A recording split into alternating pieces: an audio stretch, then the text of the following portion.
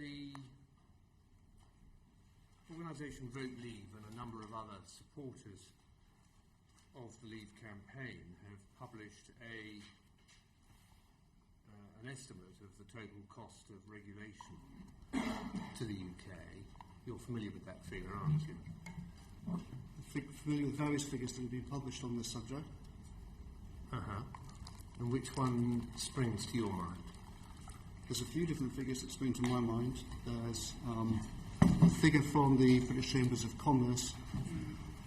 The Chambers of Commerce did have a series in which they used to address the question of EU regulation. I think the last one they did was something like 60 billion quid a year, but they stopped doing it, I think, 2010, 2011. Can't remember for what reasons.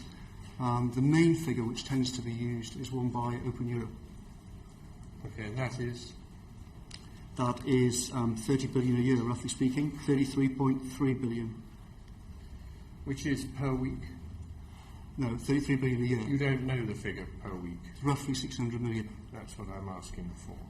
Do you know how that figure is composed?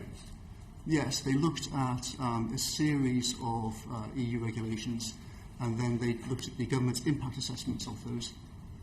Yes. Are you aware that they only use the costs but don't seek to add up the benefits in order to arrive at that figure? I don't think that's accurate, actually. Then tell me what is. The vast majority of the costs, so their methodology was, they looked at all these things, they looked at the impact assessments. There are some benefits, but Open Europe's conclusion was that almost all the benefits didn't actually materialise that the government claimed would happen. Have you looked carefully at the place at which they have said that the benefits may not materialise? I've looked in their text. I looked at the report a few months ago. I haven't looked at it since then. If you do so, you'll find that that remark refers only to the benefits of the removal of the costs and benefits of climate regulation, not of all regulation. I don't think that's true, actually. If you look at their website, it's not what it says on their website. Do you want me to read what it says on the website? By all means. It says it has the total cost, and it says Open Europe estimates that 95% of the benefits envisaged in the impact assessment have failed to materialise, quote unquote. That's not referring just to energy, as you mentioned, it's referring to all of them. You'll find that that is the case, as I've described it, and in a moment I'll read it out to you if you're still doubting. Which, if any, of these regulations, there are in fact 100 of them, are worth keeping? The main point about our campaign is not to argue about the specifics of particular regulations. Of course, there are individual regulations which are which almost all people would regard as silly and are very likely to be removed after we vote leave. But in general, our campaign is not really about should we have more of this type of regulation or less of this type of regulation, should we have more environmental protection or not. It's much more about the more fundamental principle, which is who controls this regulatory system ultimately. Is it this Parliament and our Supreme Court or not? So it's not, as a campaign, we don't have a list where we say we should definitely be in X percent of these top 100. Our point is broader. I am now looking at their document, and it is clear that this is only a reference to climate targets. But of course, it's the same mistake that Boris Johnson made when he gave evidence, and it is possible, if you don't read it carefully enough, to grasp exactly what they do say. Well, I'm reading the paragraph, and it's not what it says here. Although I think, given the salience that you've given this figure, £600 million per week in your literature, it might be advisable that you offer a qualification for the rest of the literature you publish and make clear that is all it is a reference to. Well, I'll send the committee a copy of the website that I've been printed off, which does not say that on the Open Europe website. So perhaps there's two different documents on the Open Europe website, I don't know. But I shall certainly send the committee the copy of the document that I've been given, and then you can make your own minds up about it. That will be very helpful. I'm just going to come back to the question I asked you a moment ago, which is what it is that you think of the regulations. There are, in fact, 100 regulations that have been costed by Open Europe in order to create the 600 million figure that you think might be worth keeping. I think that's not really the way to look at it. And of course, there's a broader point as well, which is that one of the, as some of the committee know, I worked in government for a few years in the Department of Education. One of the areas from EU regulation which was most destructive, which delayed public buildings by the most and cost billions, was the whole range of EU procurement. And EU procurement is not even touched on by Open Europe. One of the great benefits, largely undiscussed in the entire debate about voting to leave, is that we will be able to get out of these nightmarish procurement rules. PricewaterhouseCoopers did a big audit of them, suggested that it adds something like 30% to the costs of projects in 200 days. When you aggregate that over the entire public spending field of hospitals, schools, aircraft carriers, you name it, you're talking about huge amounts of money, but the government unfortunately refuses to investigate this issue, and there are no really concrete numbers on it. That will be one huge gain, but how many billions you would save is very hard to say. It's not really answering my question. I've had two goes so far.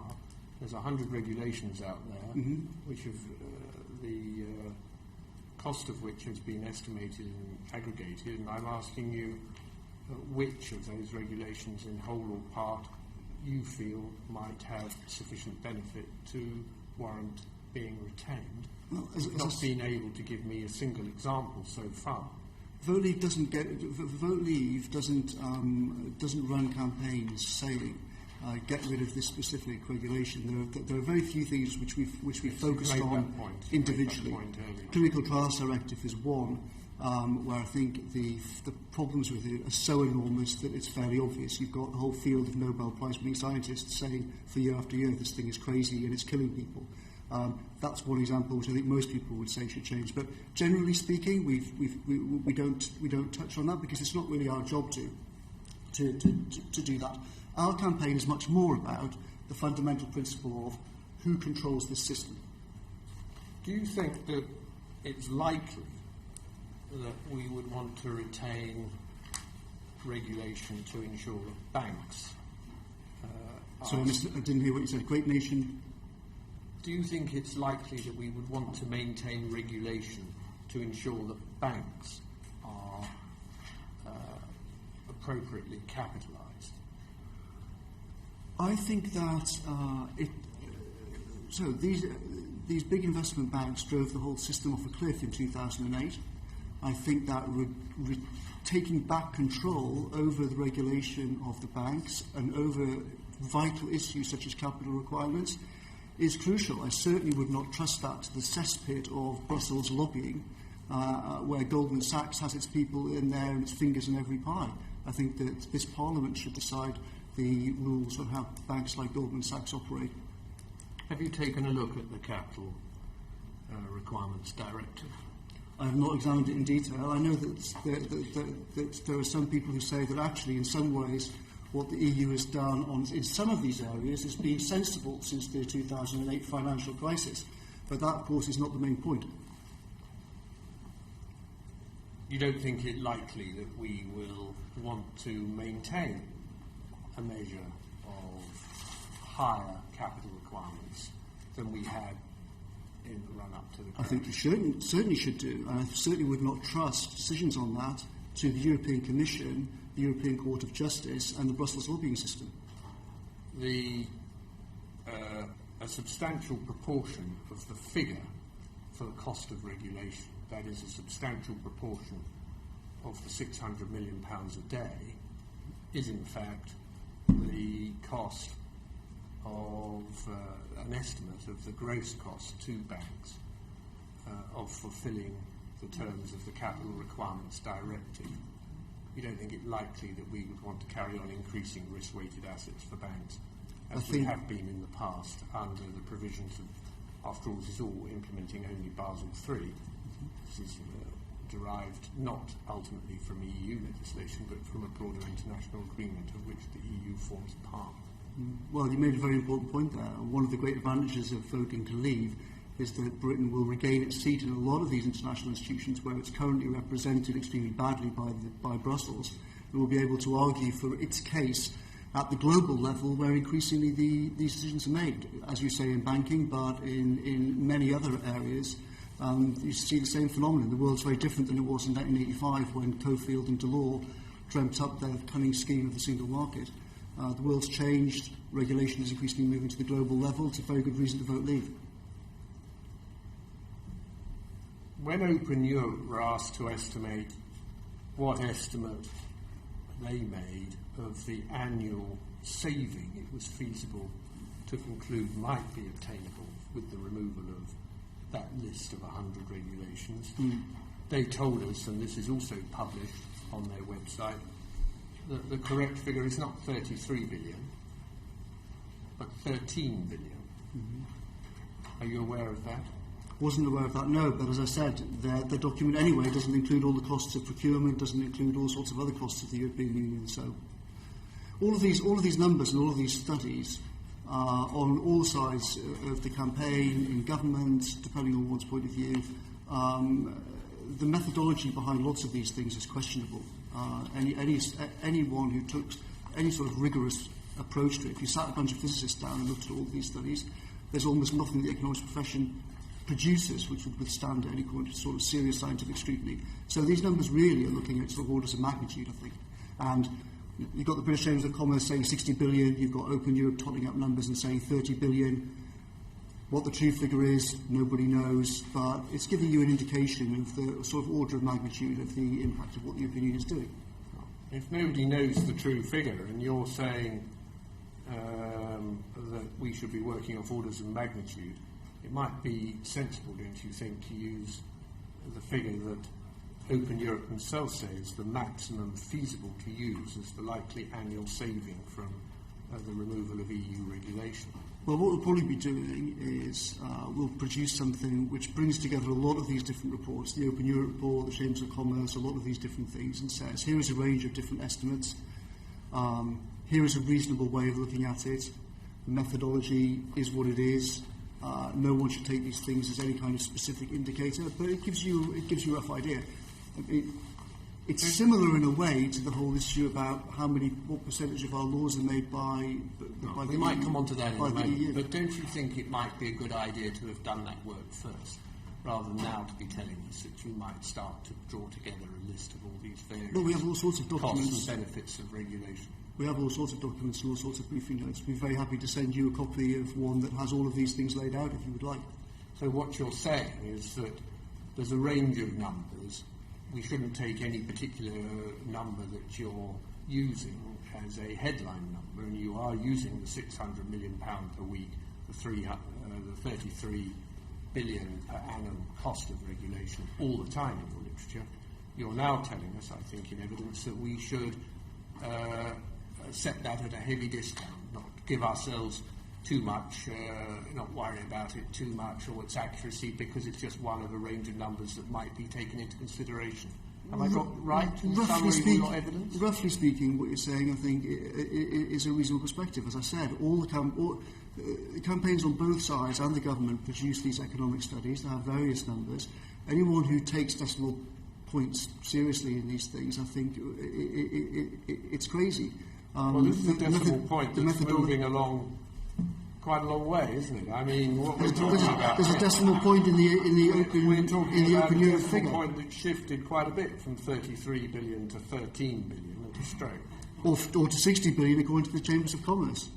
Yes. I'm just taking a look at the figures that you've used as your headline figures. We use all sorts of for figures. your literature. There are some figures more prominent than others, and I have to say some of the figures you're now saying we should set at greater store than others, and it's really up to us to pick and choose. It sounds to me as if we might do well not to pick or choose any of them.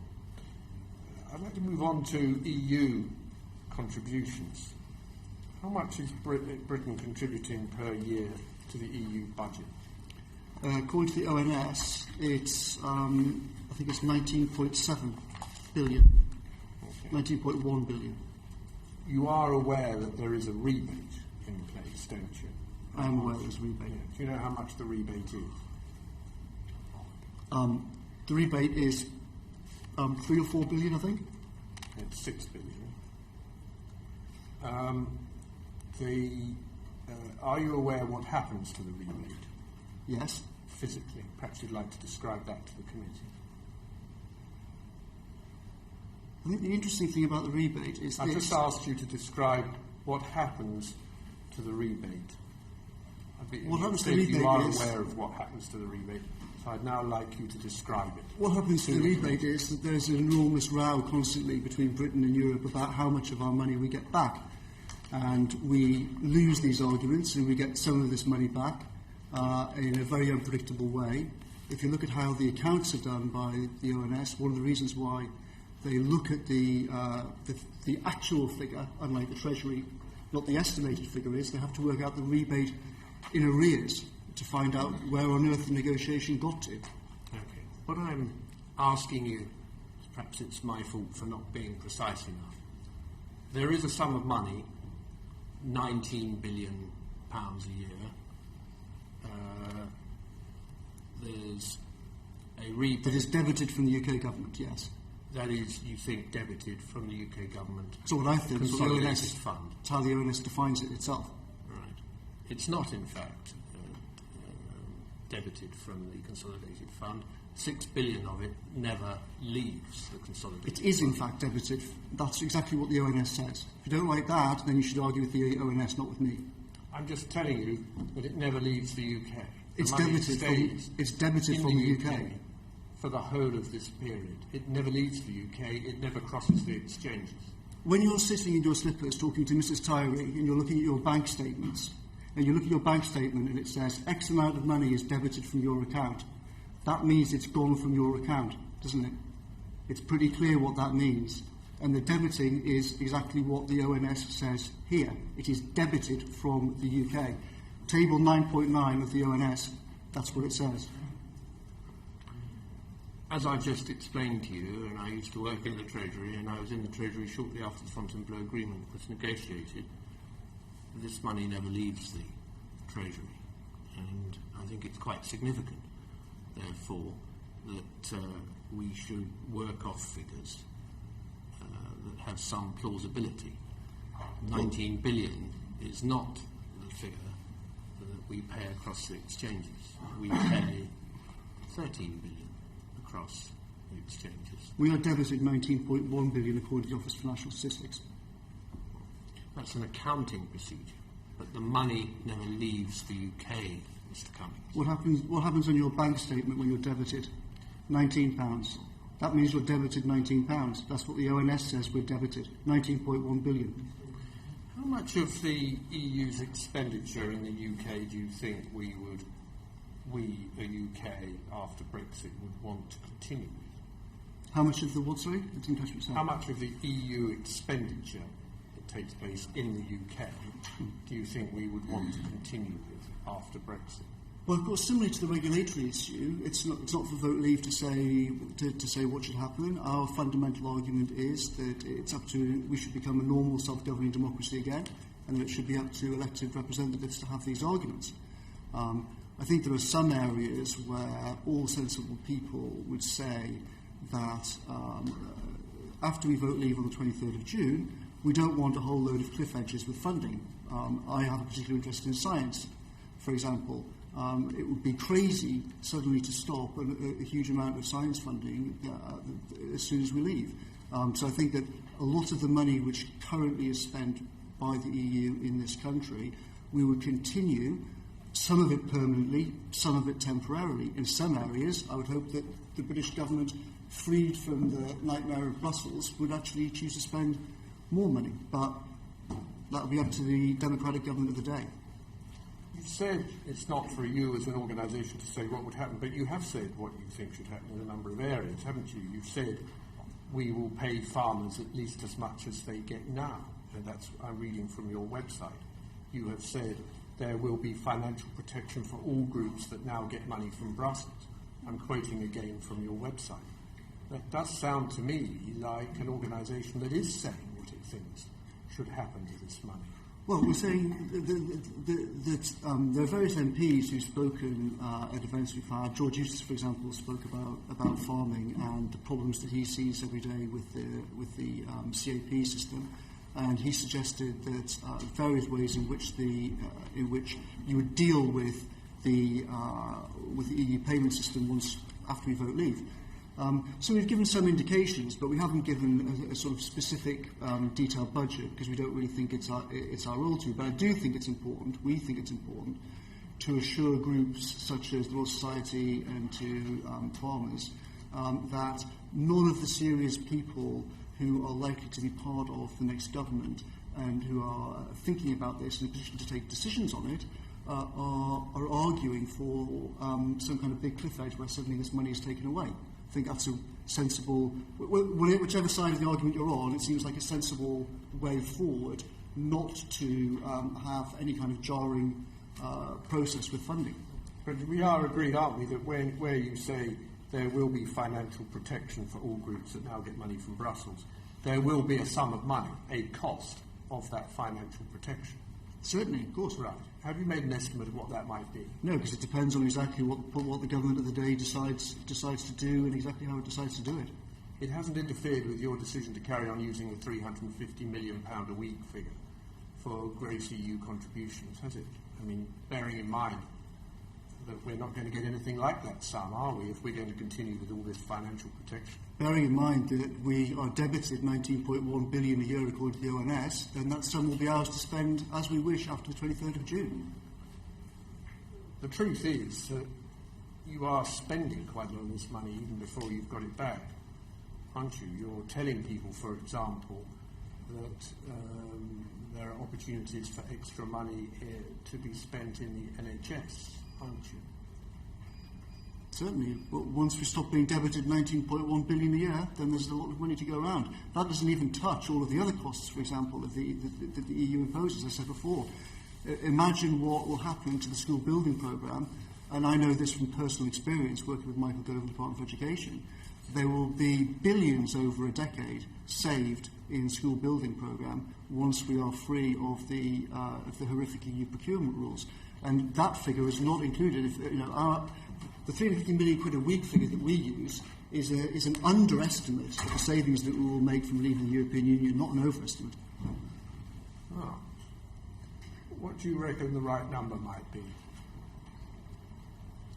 I don't know, but I guess I would say tens of billions, at least more than the 350 million a week figure that we. Well, let's work off annual figures, so we can.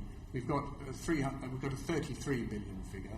I don't know, do you want to do a firm estimate while we're in the committee? You want to take the procurement? Or we're talking about the 19 billion figure from the money that crosses the 13 billion that crosses the exchanges and the 19 billion that's identified in the ONS as a gross contribution. Which figure do you think we're actually going to save here, Mr. Cummings? Well, I think that we will, at the very least, we will end the debit of 19.1 billion, which is a good start. But now we're talking about tens of billions. We're just trying to get a feel for how many more tens of billions. So that's 20 billion. That's a good start. You've then got the EU procurement rules. You've got EU energy costs. You've got all sorts of. There's huge amounts of ways in which the European Union costs us money. At some point in the campaign, certainly, we'll be totting all of these up, and we'll certainly send you a copy of the full bill. Why are you suggesting that you might want to advocate the whole of the £350 million per week that you say will be saved to the NHS? Some of our supporters do. We have Labour supporters such as Gisela Stewart and Graham I'm not suggesting some of your supporters do. I'm suggesting you do as an organisation. Why are you as an organisation doing that? We are saying that we often use the figure of 350 billion, which is an underestimate, of course. The actual figure is 350 million, sorry. So the actual number is 367.4 million. But so as we weren't misleading anybody, we rounded it down to 350 million. Okay, I'm just asking you why you're suggesting in some of your literature that you might allocate all of that to extra spending on hospitals. As an organisation, you are proposing that. As an organisation, we're saying that once we stop the 19.1 billion debit, then we will have £350 million a week, roughly speaking, to spend on our priorities like the NHS. And the NHS is the country's top priority, and it's a fairly obvious target for where a lot of these savings would be spent. I'm asking you the same question a third time. You have made it clear you think there are a number of other priorities that you personally might want to spend money on, such as science, and you've agreed that a number of other groups are going to get financial protection. Why have you nonetheless persisted with the idea that this same pot can be raided and used exclusively for the NHS? That's what I'm asking you. No, we're not. We're saying we've said. I have here one of your posters that's available when you're encouraging your supporters to download, and I think it gives a clear enough message. Yes, very clear message. I hope the TV cameras can see. Telling you that we should give the whole of this 350 million a week to the NHS, doesn't it? We could certainly give the NHS a very large proportion of that, but also remember there's all the other money that we've saved as well. There's not just the £350 million a week that we save from the budget. So we're going to put all of the other money, 350 million into the NHS, and then we're going to fund all these other things that you're keen on, the science and any other financial protection you're going to provide to all the groups who now get their money from Brussels from another pot, as yet unspecified. Actually, has specified a few different examples of where the pot comes from. Energy regulation and EU procurement rules being two alone, which offer billions. There's more than enough billions to go around to put an awful lot more money into the NHS and protect science and protect agriculture and still have billions left over. Billions left over. This sounds like Aladdin's cave to me. I just want to touch on one more point. You are saying in hospitals, in your literature, aren't you, that we can give a lot more money to hospitals. You're distributing literature to that effect. You are doing that, aren't you? No, we are not. We're not distributing any literature to hospitals whatsoever. So I have a piece of literature here with your logo. Is this a pirated piece of literature? It says, vote, leave, take control. It's badged up as your literature. It says help protect your local hospital. Yeah. And it's got here at the bottom vote leave take control.org. Is that not your organisation? It looks like it's one of our leaflets, yes. Okay. So you are distributing these things to hospitals. This was picked up from Guy's Hospital. Well, it was picked up from Guy's. I saw that story in the paper as well. Or not in the paper, I think it was on the website. Well, I have one of the leaflets here, yes. Yes. I saw that story on the website, I think, last week. We haven't got a clue where that's come from. Certainly wasn't done by us. So this is a pirated? No. Well, I have no idea. I very much doubt it. But you're asking how... So hang on. I just want clarity. I'm giving you clarity. You haven't yet. We'll have a go. I've got many of the points I've been asking, really. But let me just go through some very simple questions. Go for it. Did your organisation print this leaflet? It looks likely that we did, but obviously I can't tell about any individual leaflet. So you don't know what leaflets might be printed by your organisation. You're running a campaign, and you don't know. Sorry, I think you're misunderstanding what I'm saying. If you're saying, if you're asking about that, I don't think you're understanding the question. I'm asking a straightforward, simple question. Yes. We really are getting down to very simple questions. Is this a leaflet of your organisation? Do you mean that design of leaflet, or do you mean that individual leaflet? I'm asking you if this leaflet is one of your organisation's leaflets. Yes, it is. As I said at the start, we've answered question one. We've arrived at question one. Now let's try question two.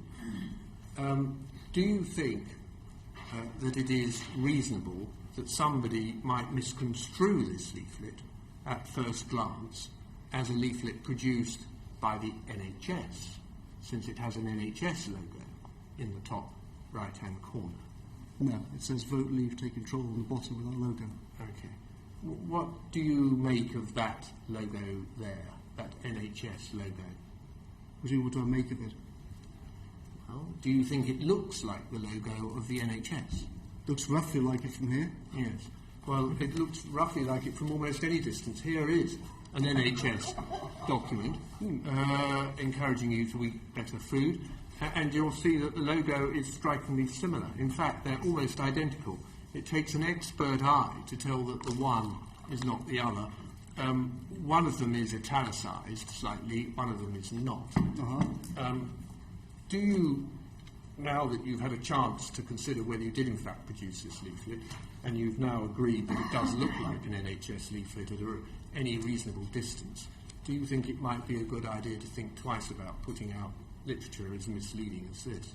No, I certainly don't. I think you're confused about what my answer was before. I thought you were asking me, is the leaflet you're holding in your hand being put into a hospital, has that come from us? And I was saying, no, it hasn't come from us. As in, we did not distribute leaflets to the hospital. We are as baffled as everyone else about the story that appeared on the website. That hasn't happened because of us, hasn't happened in my direction. Nobody in the office knows why it's happened. That's what I was saying. If you're saying you've got one of the leaflets from that hospital and you're holding it up in front of me and saying, is this yours? My answer is, it looks like it's something that we've printed, but it's certainly not something that we've put into, I think you said Guy's Hospital or Thomas's Hospital, or we've had to the same thing, I'm not sure. Okay. Christophe. Thank you, Chairman.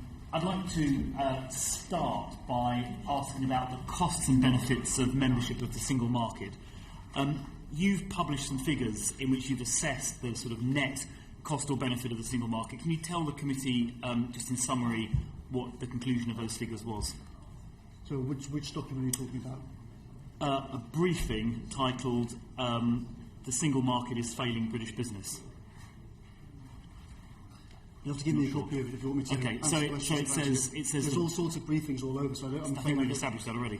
It says the benefits of single market membership are 37 billion, and the cost of the UK's membership fee and 66, not 100, 66 single market regulations are 41.7, and you've subtracted one from the other to say that the costs less the benefits are 4.5 billion per year. So you're suggesting that there is a net cost of single market membership of 4.5 billion a year? I think from what you're reading out that actually what you're looking at is a bit of research in which we said, let's take not our estimate of the single market benefits, but what the European Commission's best estimate is of the single market's benefits, and then look at the Open Europe's cost of regulations. If you give me a copy of the document, I'll be able to confirm it easily if you want me to, but from what you're reading out, that sounds like it. I.e., that's not our estimate of the single market's benefits, that's what the European Commission claims itself. So you've come up with a negative number, minus 4.5 billion. Does that mean that whether we're in or out of Europe, you want nothing to do with the single market because you think it has a negative effect? How do you define the single market? The single market, the end of the trading market that exists in which European Union members and I think Norway are currently members of. Well, of course, the single market is not a trading arrangement. That's not what the single market is. You answer questions rather than ask them, but do, if you want to give us an answer to the question you yourself posed, I'm sure we'd be interested to hear. So do you think, you're suggesting that our single market membership carries a cost of £4.5 billion per year. Does that mean you think we should not be part of the single market? So, as I said before, we're saying, even if you take the Commission's most optimistic prediction of what the benefits are, and you take a reasonable assessment of some of the costs of it, you still get a negative number, and that tells you something. If you look at the overall economic analysis over the last 30 years, people have not been able to come up with any convincing numbers on the benefits of the single market. In fact, intra-EU trade has gone backwards We're coming on since to the that. We're launch coming on of to that in a the minute. We're coming on to that in a single minute. market. But so you're suggesting this minus 4.5 billion may even be a worse figure than that. But you're not The answering true the question. figure, I'm almost sure will be worse than Fine. that. Yes. So does that mean, this is really a yes/no question, does that mean you think we should not be a member of the single market, whether in or out of Europe? What do you mean by the single market? I mean the single market which we currently trade in and which Norway trades in. It's a yes/no question. Do you think we should be a member part of the single market or not? The single market is defined by the European Union as including membership of the Euro and membership of Schengen. Well, that isn't true because we're currently so- members of it, and we're neither Euro members nor Schengen members. So that clearly isn't true. Exactly, that's the point. But that's how the European Commission and the European Court of Justice define the single market. Well, we're currently members of it, and that's not how it's operating. It's a very simple question which you're persistently refusing to answer. No, Do you I think you're confused about what the single market is? look? We are currently a member of it. Norway is currently a member of it. Other EU members are members of it, whether or not they use the euro. It's a very simple question. Do you think we should be a member of part of the single market or not? Yes or no? The single market is a political project from Jacques Delors, and it encompasses both. Can you answer the economic question, and yes or no? I'm answering the question. It encompasses economic and monetary union, and it encompasses the Schengen area, and it encompasses all sorts of other things, including procurement rules, which have nothing to do with trade. Then can you explain to me how come we're part of the single market? Things. Then how come we're part of the single market without being part of Schengen and without being part of the euro? If what you say is true. It's not a question of if what I'm saying is true. It's the legal definition in the treaty. Do you want me to read it out to you? Then how come we're part... So you're saying the UK is not part of the single market currently? No. You're misunderstanding what I'm saying. What I'm saying is that the European Union itself defines the single market as including economic and monetary union and an area without internal frontiers, i.e. the Schengen area. Then we are already not part of two of the biggest aspects of the single market. And they are two aspects of the single market which, in my opinion, and the opinion of many people, are very, very damaging. Other people take a different view. The chairman of this committee was a very firm supporter of the euro and the ERM. Other people have different attitudes towards different aspects of the single market project. Okay.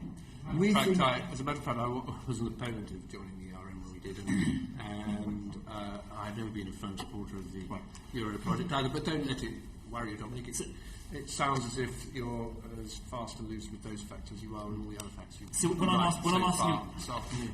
Thank you, Chairman. When I'm asking about the single market, I mean the ability to trade freely in goods and financial services within Europe, which we, the United Kingdom, currently do, despite the fact we're not members of the euro, nor are we signatories to Schengen. Do you think that that's this arrangement for the UK costs us at least $4.5 billion and maybe more per year? Do you think we should continue to be part of that arrangement? Yes or no? Quote, even the strongest advocates of EMU will be hard put to argue that it would do better than the ERM, unquote. That's from Andrew Tyree, the chairman of with this respect, committee. I wasn't asking about what Andrew said 25 years ago. So I'm just answering the point that the chairman of the committee made, that he didn't think the ERM wasn't a support of the ERM, and I'm just pointing out what the chairman of the committee said. If you're asking me about the single market, yes, I'll explain. There are two major features of the single market, the euro and Schengen, which are very damaging. There are lots of other areas of the single market which are damaging. Overall, Vote Leave thinks that the single market project has been bad for Europe and bad for Britain. Do you think single market access, as we currently have it, so I'm being very precise now, the UK has single market access currently today, right? You think it costs us $4.5 billion or more per year? Do you think we should... No, that's not what we said. Well, you think it costs us money, right? You think it has a negative Correct. cost, right? Okay, fine. We can argue about the amount later. Do you think we should continue with single market access as the United Kingdom currently has it? Definitely not, because single market access, as we currently have, is extremely damaging. The single market access that we currently have forces us to implement the Clinical Trials Directive, which kills an unknown number of people every year because we can't test cancer drugs properly. That's stupid. We'll be much better off when we're outside things like that. Okay. So you finally said you don't want to be in the single market. Okay, that took quite a long time, but we've got there.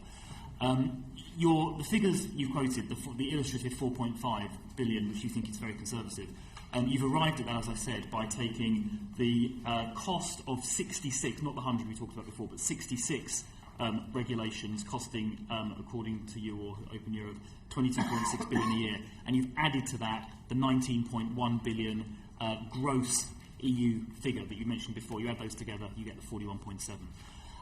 Is it not misleading to use the full 19.1 billion when 6 billion of that never even leaves the UK's bank account.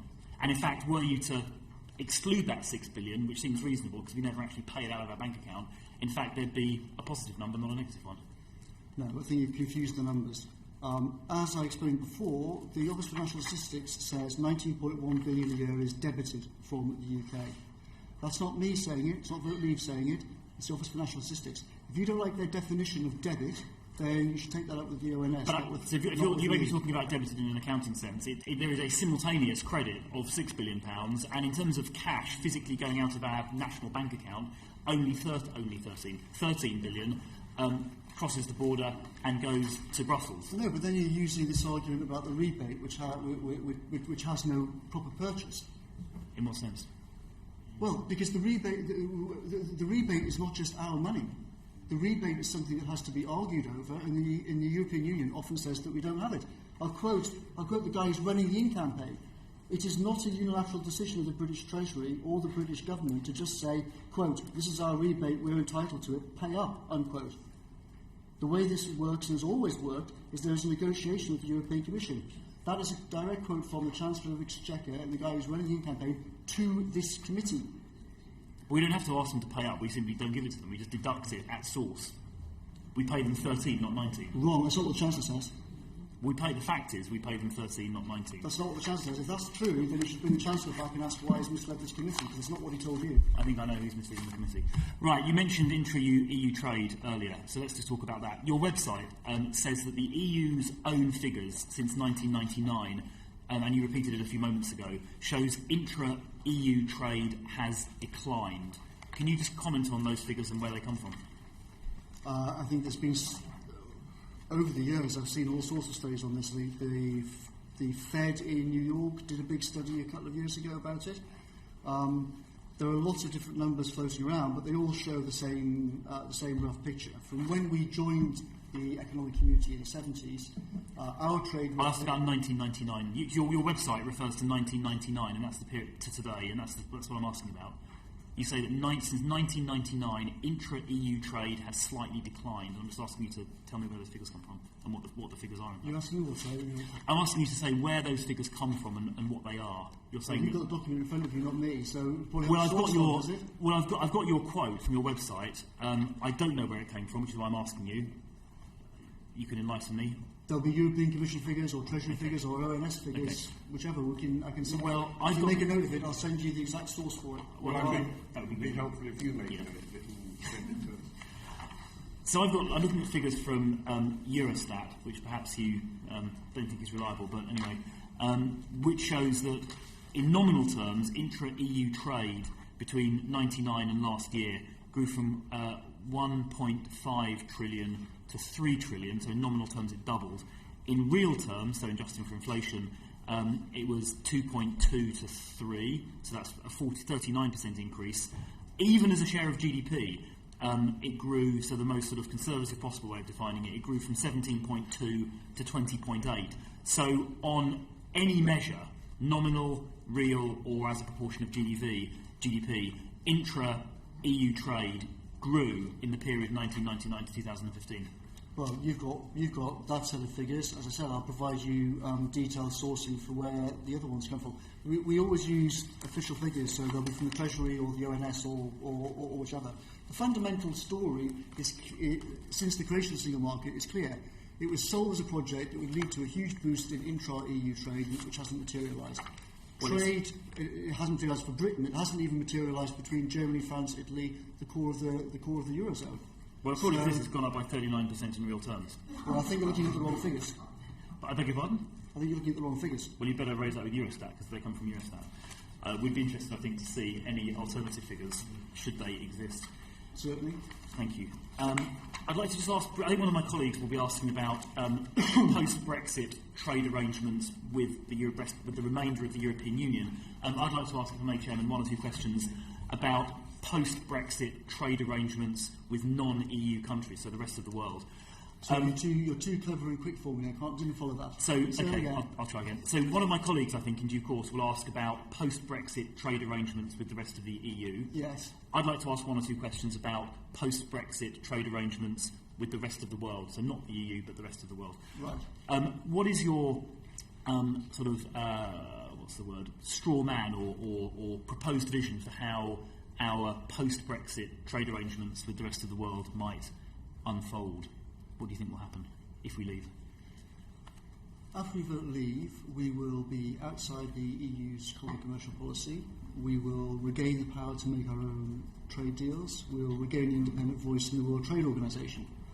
At the moment, obviously, we are represented in the World Trade Organization and in global trade talks by a European Commission which is dominated by France and by French interest, which has scuppered many an attempt to expand international trade over the years.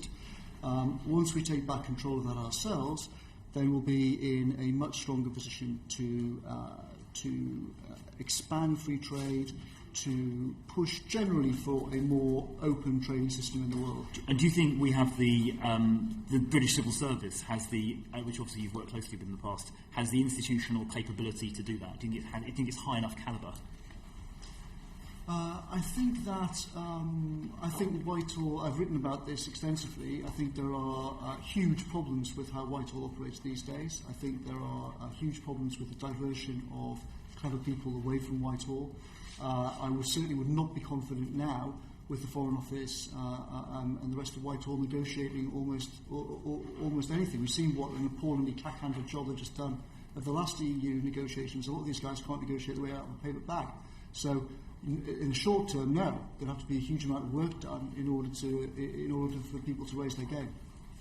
Yeah, because you made all kinds of comments about them, saying that you think they want to run the country, but they can't run their own diaries.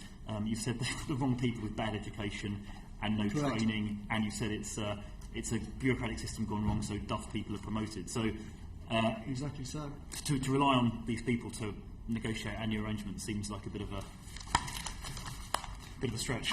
Well, vote leave is only when we vote leave, it's only one part of a general process of national renewal, which we need. And as I've also written on many occasions, it would be very foolish to think that simply voting to leave the European Union, repealing the 1972 European Communities Act is going to solve all our problems, like some sword of Damocles that comes down and with one chop everything is solved. That obviously is not going to happen. There are profound problems with modern Whitehall. The training, selection of senior decision makers is generally speaking appalling. Okay. Who would be top of your list for a bilateral post-Brexit trade negotiation, ex-EU? I think an obvious start would be to look at which of the countries that we currently have the closest relations with in general. Since shortly after 1945, we've had the closest relations we've had with countries have been with the America, Canada, Australia, New Zealand, the Five Eyes intelligence sharing agreements. They're at the core of so national the US. security. US would be top of the list, right? Biggest economy in the world. Those five countries are an obvious beginning. We have deep ties with them historically. They have the same common law system that we do, unlike almost So are you at all... I got it, okay, US. So are you at all deterred or disheartened by a comment made by Michael Froman, who is the US trade representative, who said, and I'm quoting, we're not particularly in the market for free trade agreements with individual countries. We're building platforms that other countries can join over time. So Mr. Froman doesn't seem, it sounds like he's not going to be terribly receptive to our overture. No, not worried. We've been in the EU for 40 years. The EU's made zero progress with any kind of sensible trade agreement. They're now in the process of creating this awful hybrid of TTIP, which is not a proper free trade agreement, and is aiming to prop up the interests of various multinational corporations which shouldn't be propped up. After we vote leave, we'll be able to negotiate directly with America, Australia, these countries. These are our friends. These have been our friends over 200 years. This will be much simpler for us to negotiate these things than it will be via the French middleman in Brussels, which has scuppered trade deal after Isn't the trade current deal. trade commissioner a Brit? We all He's not a French middleman. We all know that the trade negotiations have been dominated by the French for 50 years, and that's the case now. It's why the recent negotiations with India were scuppered yet again over the French film industry, which happens once every, I don't know, sort of once every 7 years or something. It's a tradition. Okay, thank you. Well, I think, Chairman, we've established that Vote Leave don't want to be part of the single market. I'll pass the floor back. I think most of the members of this committee don't want to be part of the Euro and part of Schengen, at least now, if not beforehand. So I don't think that's exactly a controversial position. Rachel Reeves. Thank you, Chairman. Mr Cummings, your colleague Matthew Elliott said that for an EU referendum it would be far more preferable to have two clearly defined options. For such a momentous decision, voters deserve concrete alternatives with clear definitions allowing... I didn't hear what you said then. Voters deserve... For an EU referendum it would be far more preferable to have two clearly defined options. For such a momentous decision, voters deserve concrete alternatives with clear definitions, allowing the debate to be about two precise positions, thereby reducing the scope for mudslinging and the spread of misinformation. So can we, Mr Cummings, assume that clarity from your side is imminent on what that alternative would be? I think Michael Gove was pretty clear yesterday about all sorts of things. That once we vote to leave, we will end the supremacy of European Union law, we'll end the supremacy of the European Court of Justice. In time, we'll repeal 1972 European Communities Act, particularly Section 2 of it. We will end the free movement of people in particular. We will have a different arrangement with Europe. We will take back control of trade. We will end the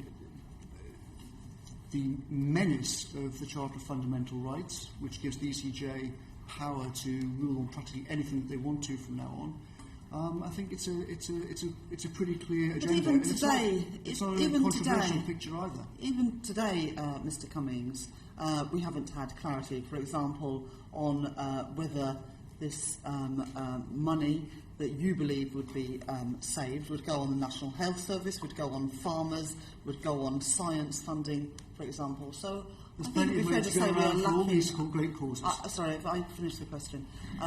So it seems even today we are lacking that clarity on what life outside the European Union would look like. I don't think so. I think Michael Gove was pretty clear. It was pretty clear yesterday. But of course, the fundamental heart of the argument over the European Union is: are we going to be a normal self-governing democracy, or are we not? And if you are a normal self-governing democracy, by definition, the public make choices in elections and vote in or out people like you with your priorities, and the chips fall where they may. So, of course, one can't say this is what the future will be exactly, this is how things will work out. That's not the point of it. The point of it is not for us to say, here's our blueprint of what Britain should be like in any detailed way.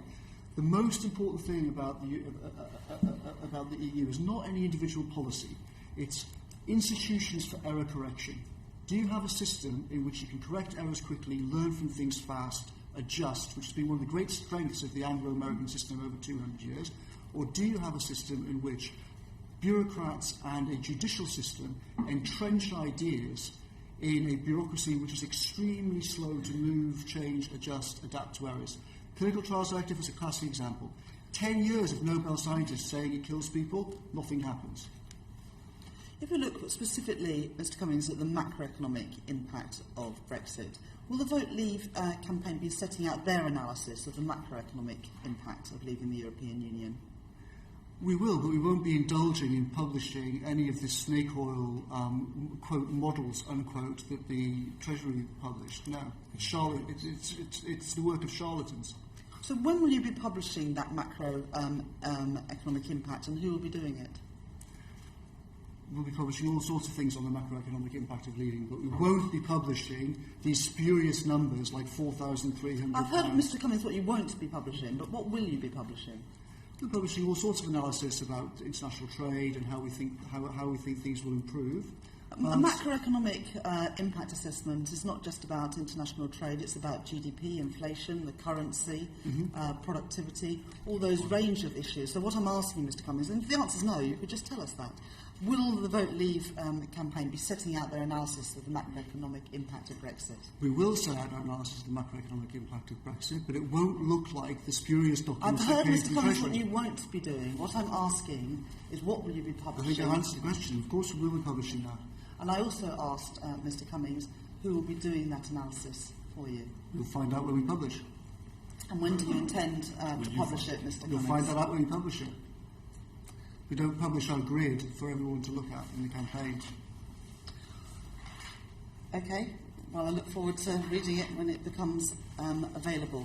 Vote Leave said recently that it would be exposing the false claims and scaremongering of Bank of England Governor Mark Carney and Deputy Governor Sir John Cunliffe. This seems like as good an opportunity as any to do that. So, for example, do you think that the Governor's comment that Brexit was the biggest domestic risk to financial stability was an attempt at scaremongering? There are lots of things, excuse me, there are lots of things which the Bank of England has said recently which are scaremongering, yes.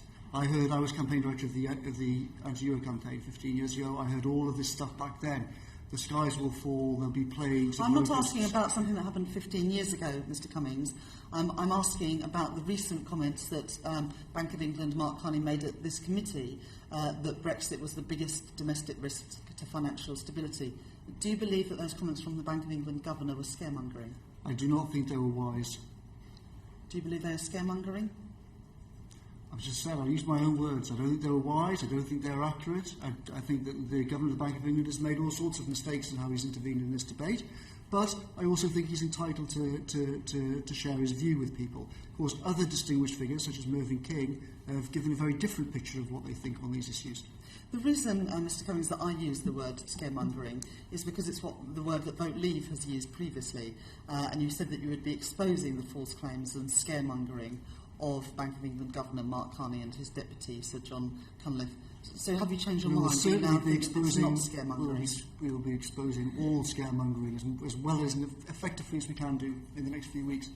So I'll ask again, was when the Bank of England Governor said to this committee that Brexit was the biggest domestic risk to financial stability, do you think that was scaremongering? I do think it's scaremongering.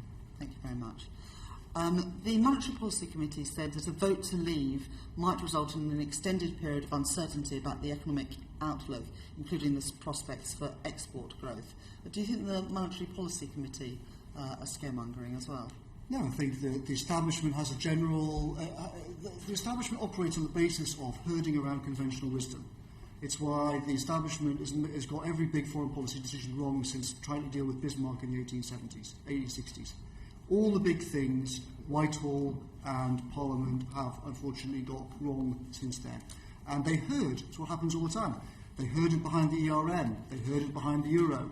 Now they're herded behind supporting the EU. Conventional wisdom changes when crises hit. Look what happened in 2008. All these people didn't predict that.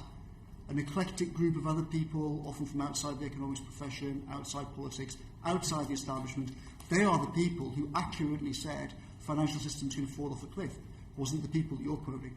Well, Mr. Cummings, your campaign is being championed by the Mayor of London and the Justice Secretary. If they're not part of the establishment, I'm not sure who is.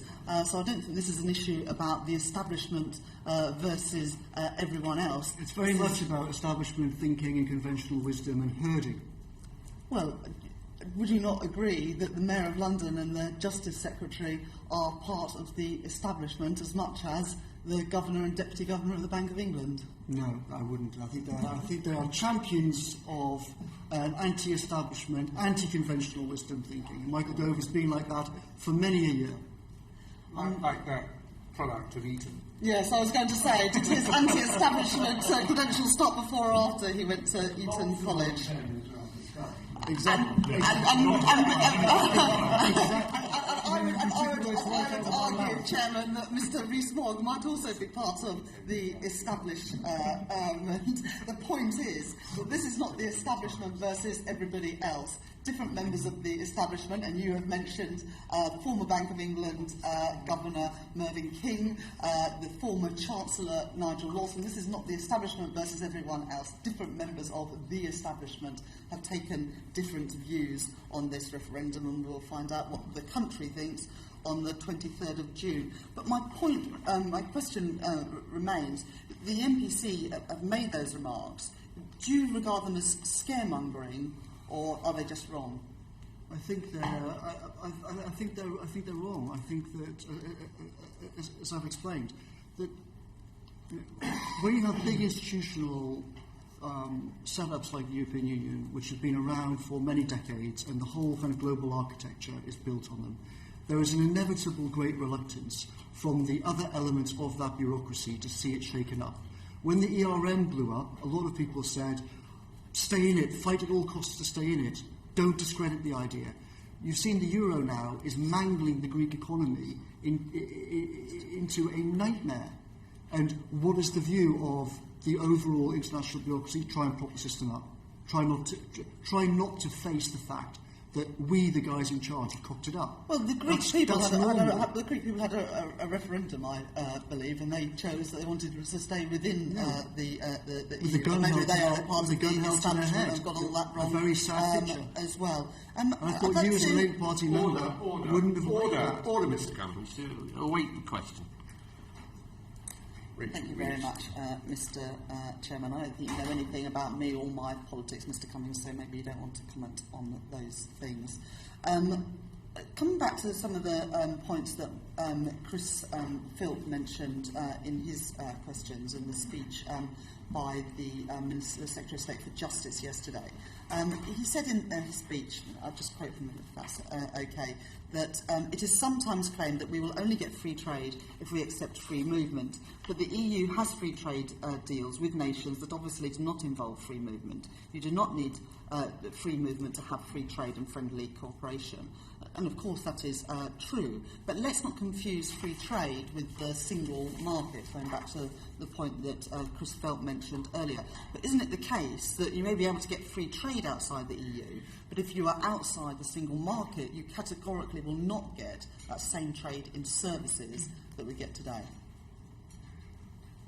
Well, I think, as I explained before, I think there are many aspects of the single market which have been very damaging, not just for Britain, but for the entire continent. I also question your assumption that a single market in services is a good idea. I'll make 2 points about that. First point is people have been talking about this for a long time and it hasn't developed. The second thing is a single market in services would actually be deeply destructive for Great Britain. We attract the biggest proportion of investment into the European Union precisely because we have a different legal system to Greece, Italy, Portugal, Spain, etc. We have a common law system, we have a system of courts, contract, insurance, etc., which is the reason why we suck in all this money from all around the world. The idea of harmonising our rules on all of this with Greece would be disastrous for these investment flows. So I reject your premise. The idea that we want a quote, single market in services is false. Harmonisation of all of these rules is damaging often. Occasionally it's a good idea. But also, when it is a good idea, it increasingly makes sense to make those rules at a global level, not at a regional level. There's a very good reason for that. When you make it at a global level, we can then have choice and flexibility about how we actually implement them. When we take it via the EU route, the ECJ is in charge of how we implement it and stops us ever getting out of it if it goes wrong. I'm not sure if it's really answering my question. In my city where I'm a Member of Parliament in Leeds, financial services is a very big part of our local economy, and financial services are huge employers in the city, so a lot of jobs depend on financial services. At the moment, there's passporting arrangements that if you are abiding by the rules in your home country, you can operate in other European countries as well. That's because we're part of the single market. Yeah. If we were to leave the EU, you may get free trade agreements, so no trade tariffs. But it's hard to see, given the comments of people like Wolfgang Schäuble, that you would have the same sort of trade in services outside the European Union. Would you agree with that? I mean, you may think it's a good thing, but would you agree with it? The single most important thing with the city and financial services is that we control the wide boys at Goldman Sachs and JP Morgan who drove the economy off a cliff in 2008. These banks often behave disgracefully. They pay themselves disgracefully. The most important thing is we control their behaviour in this country. Allowing the current system in which Goldman Sachs and all of these people spend millions in the corrupt Brussels lobbying system to rig the rules for themselves is a disaster, and we should bring that to an end. Sorry, this may be an interesting point, but it's not answering the question that I posed to you. Goldman Sachs do not have any branches or any employees in the city of Leeds. What I was asking about was the passporting arrangements and whether we would have the same sort of access to the services market across the European Union if we were outside. That's not about regulation, it's about those passporting arrangements. Passporting is part of regulation, that's the whole point. The point is who makes all these regulations. Passporting is one aspect of it. My point is the most important thing is that Britain controls the financial regulation for these companies. So you would be happy that if we left the European Union, one of the consequences of that, or you would accept that one of the consequences of that, is that we wouldn't have that access to the single market? No, I'm not accepting that. What I'm saying is how the precise details of passporting are worked out is something that will have to be worked out. But of course, there's huge reason why that Europe will want to do that, and that is because Britain has the number one financial centre in Europe. They want to be here using our services. There is a great incentive for them to sort out the passporting system, the same as there is for us. But my main point is that's not the most important thing. The most important thing is we control the banks. We don't let the corrupt institutions of Brussels control the banks. Okay, I just want to clarify. I'm sorry to interrupt, Rachel. I just want to clarify. You did a moment ago say a single market in services would be deeply disruptive for the UK. That we don't want it. Is that correct? Correct. Single market equals harmonisation in Brussels, equals the rule of the ECJ, equals the rule of the legal system, which is not the common law system, which equals the destruction of one of the most valuable assets this country's got. It's just important that we have clarification. And so therefore the premise on the basis of which policy under successive governments has been pursuing is erroneous. That is, basically, since the Single European Act, an attempt has been made to construct a single market in services, which has had a measure, many would argue, of success, not whole, but partial. You're arguing that that whole enterprise was a catastrophic mistake by the UK. The whole enterprise has been misconceived from the beginning. Whitehall totally blundered at the very start of this entire process. So you're saying yes to what I Lord said? Cofield, I'm saying definitely yes. Okay. Cofield and Delors set the whole single market process away. They conned Thatcher over what it meant. Whitehall has never figured out what on earth is going on with this since. It babbles on about a single market and services, Rachel, and actually it would be damaging. Just wanted clarification at that point. Do carry on. Thank you, Chairman. So, not being part of the single market is not something you would regard as a sacrifice. You think it is one of the reasons to leave the European Union is to leave the single market? I think that one of the great reasons to leave the European Union is that we end the jurisdiction of the ECJ and the Commission over all of these things, this whole regulatory regime, of which the single market is the biggest aspect. I would remind you that the ECJ's and the Commission's definition of the single market includes the euro and the Schengen area. So being outside lots of parts of the single market is not controversial. I think we've already had this discussion. So the real question Mr. Cummings, we're not part of the single currency. We're not part of Schengen. We're not so going we're to be already part outside of the two biggest single market projects already, things. and we'll be adding to that. We do have, Mr. Cummings, as you know, access to that single market across the European Union for the sale of goods and services. We are partially part of the single market. Let me just now. come back to one of your answers, and I'll wrap up in a moment, Mr. Chairman.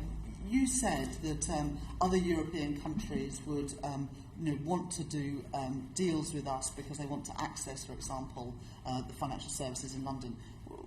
Wouldn't it maybe more likely that if we were left the European Union, other countries might want to have some of those financial services centred in their capital cities or in their financial centres rather than in London, Leeds and Edinburgh, where financial services is dominant today. And instead of them wanting to do deals for example, on financial services, they would want to take this as an opportunity to take jobs from this country to their own countries, and there is a real risk that instead of the UK being the preeminent centre of financial services across the European Union, you may find that Paris or Frankfurt take jobs and business from London, Leeds, Edinburgh and other cities.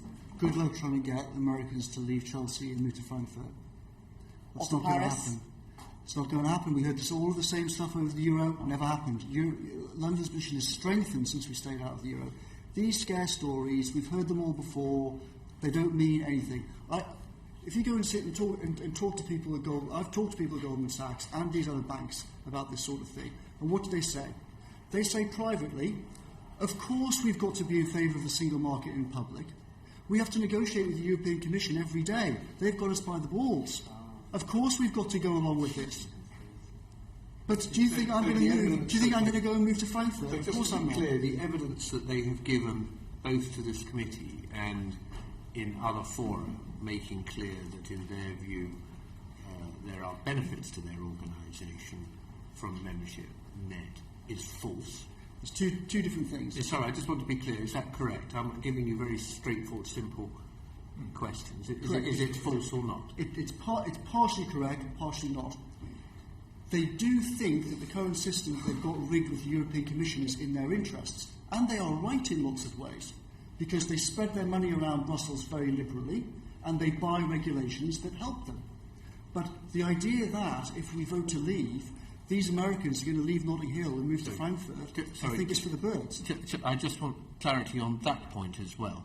What you are saying is that they are using cash to bribe their way in Brussels to obtain regulations that suit their firm's interests. Did I get that? Huge scale.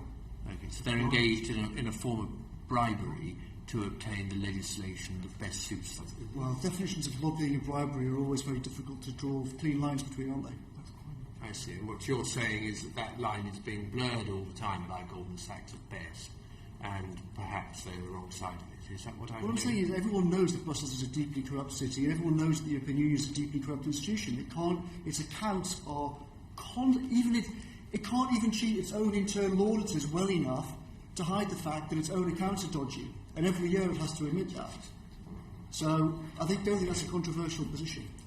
I think we're not quite in the way perhaps all of us expected, getting somewhere this afternoon with this evidence from Vote Leave, who are, after all, the official campaign for those who feel that we should leave the EU. Helen Goodman. Thank you, Mr. Chairman. Thank you for coming this afternoon. Thank you for inviting me.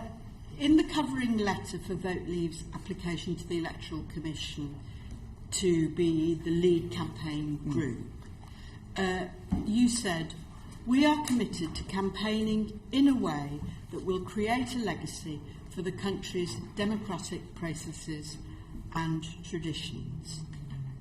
I wonder if you could explain how this squares with the plans which you expressed to the Telegraph in November 2015 that you would target the annual meetings of companies that support remaining in the EU. Well, so it depends what it is you're talking about. There's been an exercise by the CBI, a dreadful organisation which has consistently misrepresented business opinion to try and use its weight with the BBC and to persuade people that most businesses are in favour of the EU and in favour of further integration. As you will have seen, the British Polling Council described their last attempt at doing this as, quote, dodgy, unquote.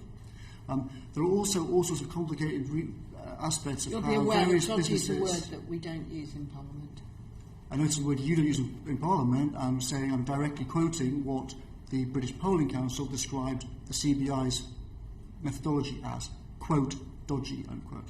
So that's not my term, that's the British Polling Council's description of how the CBI conducted itself.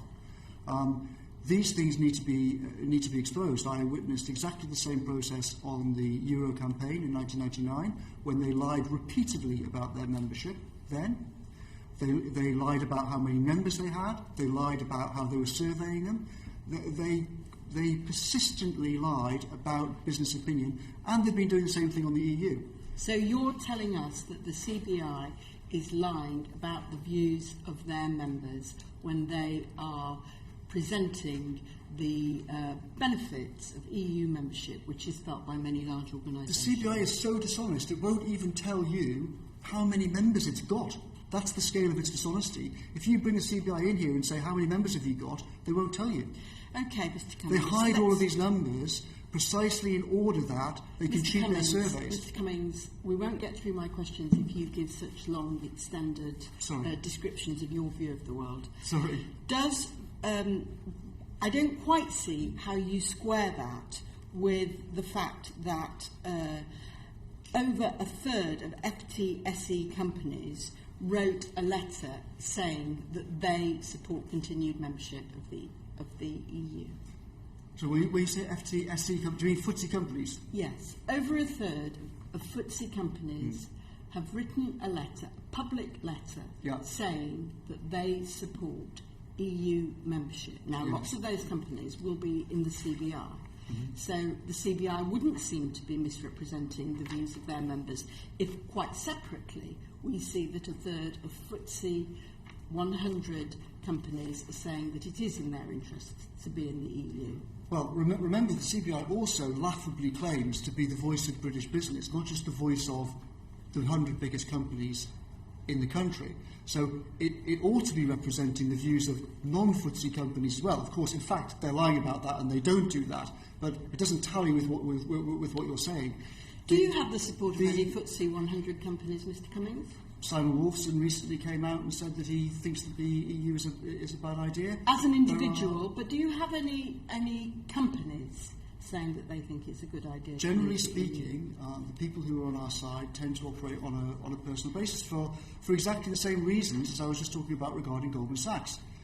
So you don't have any FTSE 100 companies where the boards have agreed that they wish to make a public commitment to remaining in Europe, to leaving Europe? The board stay out of it, the same way as they did on the Euro campaign. What happened after we went on the Euro? Then suddenly all these companies say, yeah, we agree, the Euro is a rubbish idea.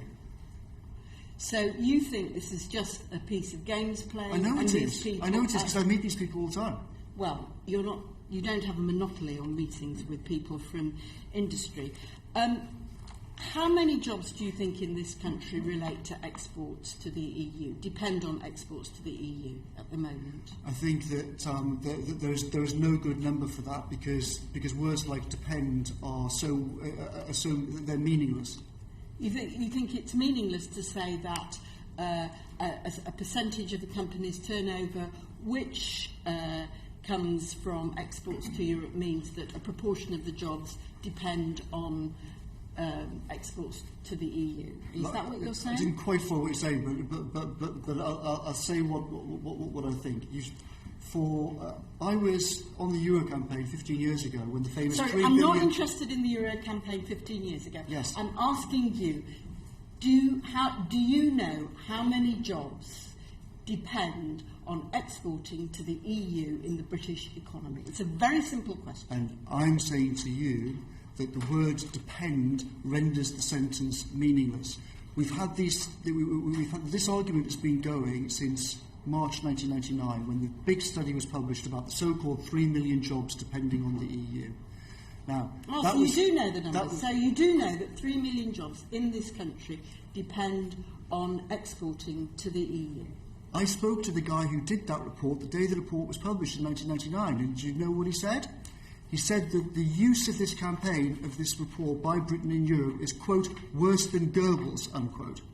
That's what he said that morning, and that's why So you're saying that the suggestion in the document published by the government, which was written by Treasury officials, estimating that the number of jobs relating to exports to the EU, which they put at 3 million, is worse than Goebbels? Is that what you're telling the committee? I'm saying that the people who wrote the original research have described its use by the likes of Nick Clegg and the pro-EU campaigners as worse than Goebbels. Correct. That's not my words. That's the words of the people who actually wrote the report. Because it conflates the weasel word depend with, they will be lost if we vote to leave. Sorry, which is a non sequitur. Mr. Cummings, I haven't asked you about how many jobs would be lost were we to leave the EU. That wasn't my question. I was asking you about how many depend. I agree with you. There is a distinction to be made about the current state of the British economy and what would happen were we to leave. Mm-hmm. I'm asking you to concentrate now for a minute, not on what happened 15 years ago, but on the number of jobs in this country which depend on exporting to the EU. And the figure based on the ONS, and you say that you always use the official statistics as well, is 3 million. Do you know what proportion of that are manufacturing jobs? I think you're misunderstanding these numbers. The government's own figures show that only 5% of British businesses export to the EU. 5%. 95% don't. And that is because we have a spread of sizes of company, and therefore you have, I agree with you, 5% of companies, but they are very large companies which employ a lot of people, and therefore you have a lot of jobs which depend on exporting to the EU market. Mm-hmm. So to say that only 5% of companies export to the EU and to say that 3 million jobs are dependent on the EU is completely compatible. Do you understand that, Mr. Cummings? I don't really understand what you're saying now, I'm afraid. Mr. Cummings, do you understand that not every company in this country is the same size? I do understand that, yes. Good. So you think that at the moment only 5% of companies export to the EU? Not that I think, that's what the government's figures are. Okay. Do you accept that of those companies, a significant proportion are very large? Probably, yes. Good. Fine.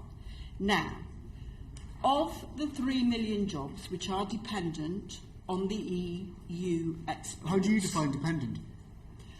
I define dependent as working out the proportion of turnover. But if I might say so, I don't understand what that means. What do you mean, percentage of turnover? Mr. Cummings, in a select committee, the convention is that the members ask the questions and the witness provides the answers. And you seem to have some difficulty with that, if I might say so. And yet, you've told us that the key plank of the Leave campaign is to restore the sovereignty of Parliament. I would have thought that if you were really interested in promoting the sovereignty of Parliament and, as you put it, being committed to campaigning in a way that will create a legacy for the country's democratic processes and traditions, you might pay slightly more attention to answering the questions you're asked rather than punting off on the latest thing that happens to have popped into your head. Mr. Cummings, you said a minute ago that you thought that the Drugs Trials Directive was not... that came out of Europe was not very useful. That's not a question. Do you want me to answer?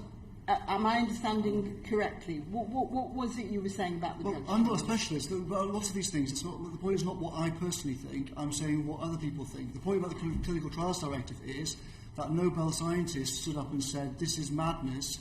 This thing is slowing down the trials of cancer drugs. It's making them more expensive. It's literally killing people. And there's nothing we could do about it. So it's not what my opinion is, I'm just quoting what they said. Okay. Are you aware that Andrew Whitty, who's the chief executive of GlaxoSmithKline, a large drugs company located with several factories in this country, has said Europe has gone from 27 fragmented, independent, not talking to each other regulatory authorities in the healthcare space to one. That's a big deal. Have you heard that he has said that? I have not. What do you think the implications of that statement from the head of GlaxoSmithKline is? What's the impact of it? The implication. Well, as I said before, a lot of big multinational companies like the Brussels system.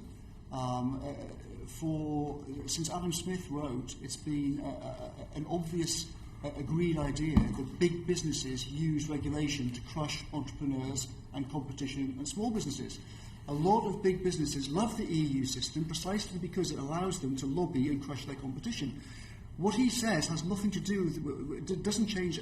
I will take the opinion of Nobel Prize winning biologists over the opinion of the CEO of the head of a big pharmaceutical company on the wisdom or otherwise of the Clinical Trials Directive. Mr.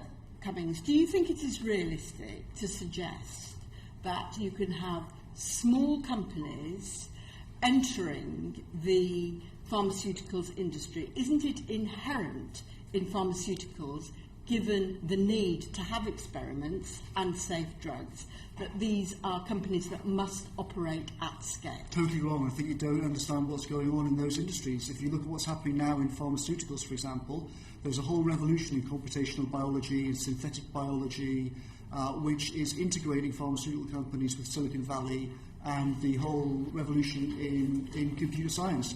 So I think the premise of your question is completely false. Mr. Cummings, do you not understand that the reason that Glaxo think it's a good idea to have one regulatory standard across the EU is that that means that they can, at an economic price, produce drugs for the whole EU, whereas if and when there were 27 different sets of standards, it's uneconomic to produce the drugs to the quality which people need for the benefit of their healthcare. I think that's complete rubbish, I'm afraid. I don't think the argument holds water. What I think is true is that there are various ways in which very, very big multinational institutions have an interest in trying to preserve the power of the European Union. And in various ways they think it makes some aspects of their business convenient. But the decision in this referendum is not about propping up the interests of established multinational corporations.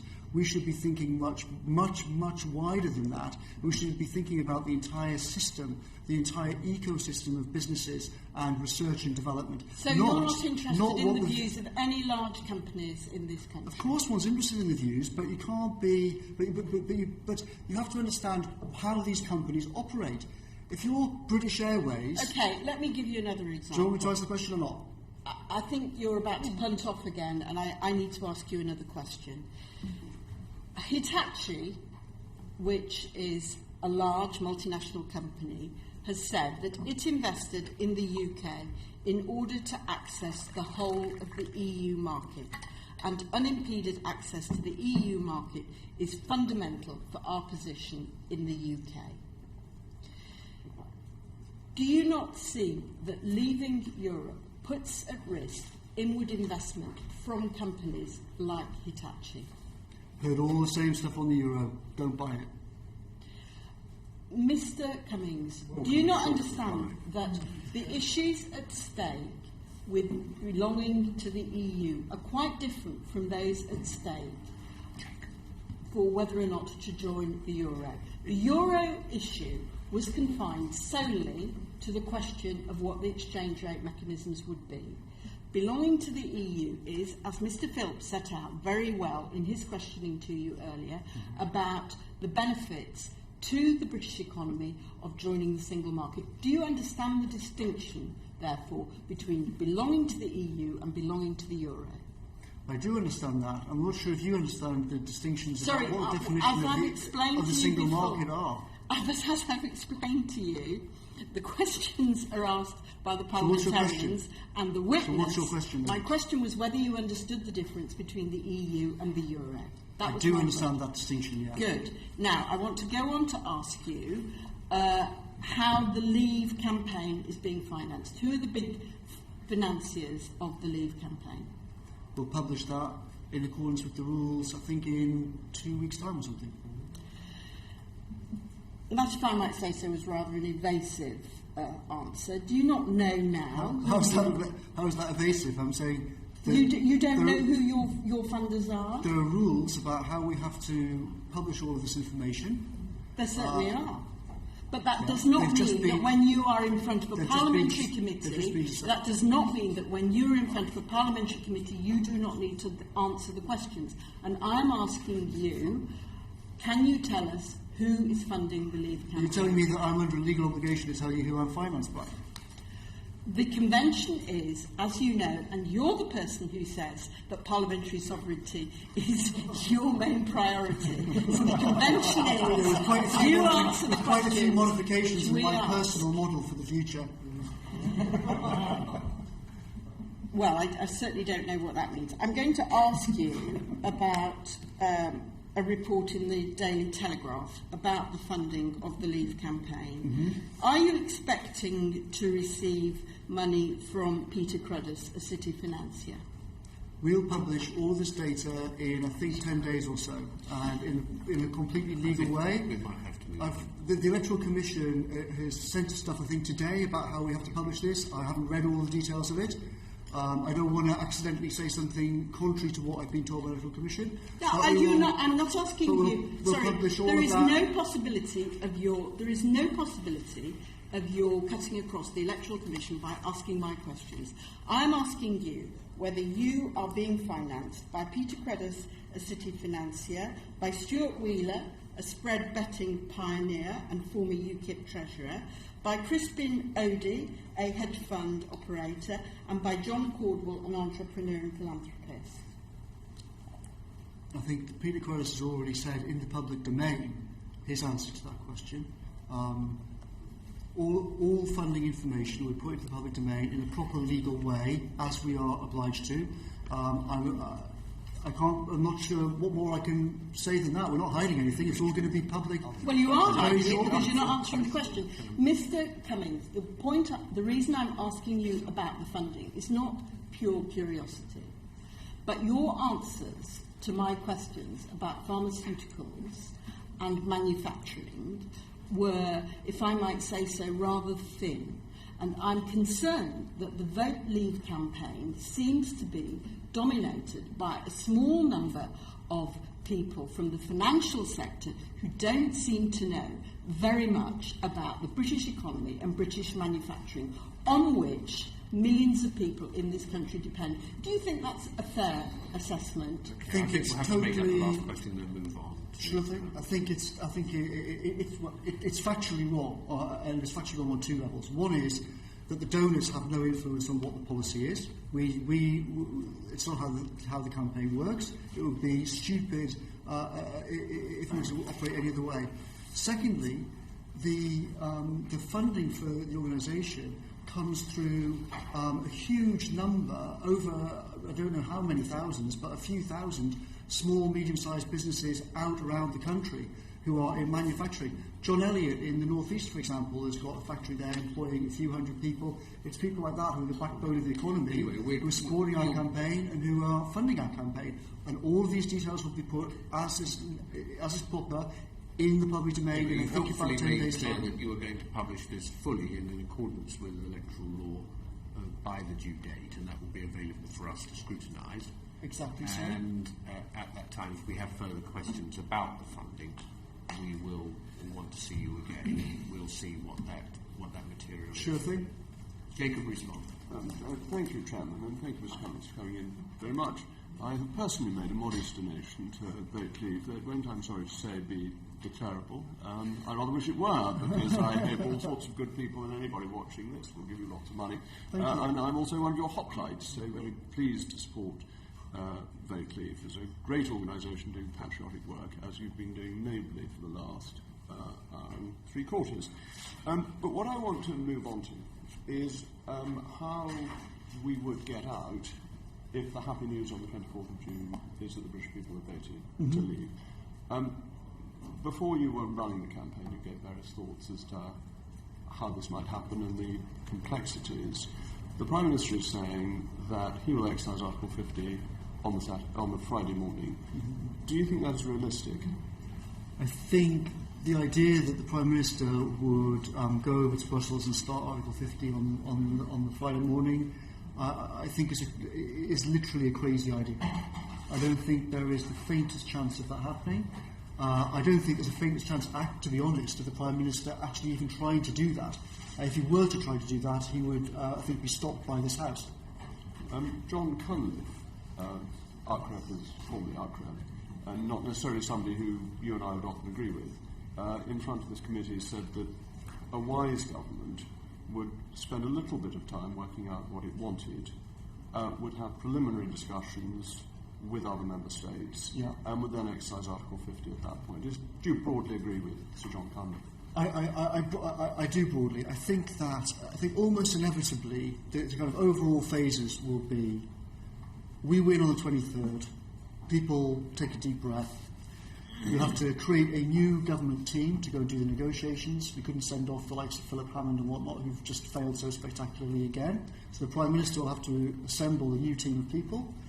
There'll then be informal negotiations with on an intergovernmental level and with the European Union institutions. I think then once you've got the overall picture of what you want to do, you would then say, right, how do we solve the legalities?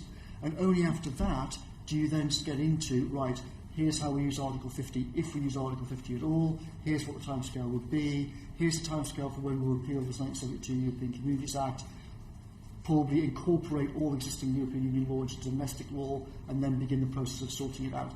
I think, roughly speaking, that kind of framework, most people would agree is a sensible way forward.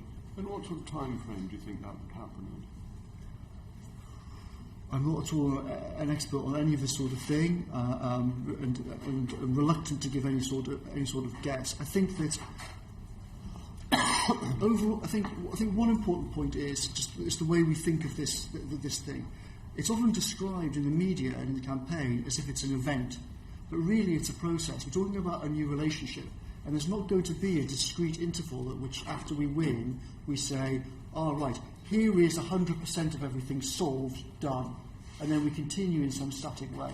It's going to be a gradual thing, and I think hopefully you'll be able to break the back of all the, you'd have a 90% solution to a lot of these things very quickly. A lot of them have been solved already around the world in different trade agreements, for example. So I think you probably try and break the back of the problem pretty quickly, and then figure out, right, how do you then sort out the really tricky remaining things over time? And you did at an earlier stage discuss the possibility of a second referendum on which the European Union has formed, that people who don't vote the way the Panjandrums like get ordered to vote again and to keep on voting until they do as they're told. Yeah. Do you think there is a prospect that the EU may come back with the sort of deal that the government ought to have aimed for in terms of its renegotiation, and that might lead to a second referendum before the Article 50 process has been completed? It's a very, very tricky question. I stressed a couple of things. One, when I wrote that thing about second referendum, it was before Vote Leave even existed, before the name even existed or anything, so it's not in any sense official Vote Leave policy. I think that we've all seen how the EU operates, and they have historically not taken a no for an answer, and they have always tried to go back and tell people you've got to vote again until you come up with the right answer. So there's no doubt in my mind that the Commission and elements of the Foreign Office will collude in trying to say how do we get out of this. So I think that will definitely happen. A lot of it will depend on the political realities. What happens to the Prime Minister? What happens inside the Conservative Party? My own personal bet would be that the EU will not come back with an offer along the lines of, please don't leave, we're going to change the whole system completely, you were right all along, let's have different kinds of membership, stay and have this kind of membership instead, we'll rewrite the whole thing. Of course, it's theoretically a possibility that they might do that, and in lots of ways, it would have been ideal if that whole process had happened before, and this whole system had changed without the need for this referendum happening in the way that it has and the timing it has. It would be better to solve this problem in a different way. But I suspect now that they are so terrified of the Euro project completely falling apart on them that they will calculate better to have Britain out and do a deal with Britain as an external entity rather than potentially start the dominoes toppling. As you know, the history of this project is that Monnet and Delors have stuck to a very strong principle, and that is integration is one way only. And, we saw last year how strongly these guys think about it. Even when, with the nightmare of Greece falling apart, mass unemployment at a level you haven't seen since Hitler in the 1930s, they still had that iron in their soul to say, keep the project going, no backing down. And I suspect that they'll probably do the same thing again. So the one other possibility is, you will remember before the Scottish referendum, the government in a great panic offered Devomax basically to provide almost everything that was being asked for by the SNP. Mr. Caravan may disagree. In a panic just before the vote. Do you think there's any chance of what one might call Euro Min being proposed very shortly before the vote to say, we're panicking, we look as if we're going to lose, and therefore, actually the UK, to keep the project going, to keep them in, to win this vote and basically have what it wants? I think there is a pretty good chance of that, and I've spoken to people in government, in Whitehall, in the Cabinet Office, who have actively been thinking about some of these schemes. One of the most obvious schemes, if Cameron and Osborne are desperate, is for them to announce that some kind of, we will amend the 1972 European Communities Act to ensure that it will not do blah, blah, blah in the future. If they were thinking about some kind of scam like that, in the hope that it would persuade Boris to support them. Of course, that didn't work. Boris stuck to his principles, supported vote leave. But they're clearly thinking about something like that, and it would not surprise me at all to see Cameron Osborne on a stage offering something like that, possibly with representatives from the European Union saying, oh yes, we'll do this new deal, don't worry. But one would want that pretty firmly nailed down before trusting them to deliver on it, because their record on delivering is not very good. My approach to it would be to say, okay, you guys are offering us this great new deal, are you? Very conveniently, a couple of weeks before the referendum. Okay, well, we could vote yes and find out whether you're telling the truth. But then, if we get stiffed, we're up the creek without a paddle. By far the safest thing, if they really are desperate and they're offering some new deal, vote no, and we'll find out next week if there really is a deal on the table. So in all circumstances, the safest option is vote to leave. Excellent. Thank you very much for your evidence this afternoon. Thank you very much for inviting me. Daniel. Thank you, Mr. Cummings. Good afternoon. On your website, the vote leave says that after leaving the EU, quote, we would spend our money on our priorities, we would take back control of our migration policy, and we would end the supremacy of EU law. Do you therefore envisage that on leaving the EU, the UK will no longer sign up to free movement, that it will regain control over regulation in all areas that the EU presently exercises competence, and that it will no longer pay into the EU budget in any way, shape or form? Free movement, regulation and EU budget were your three things, yes, right? Yes, exactly. Yeah.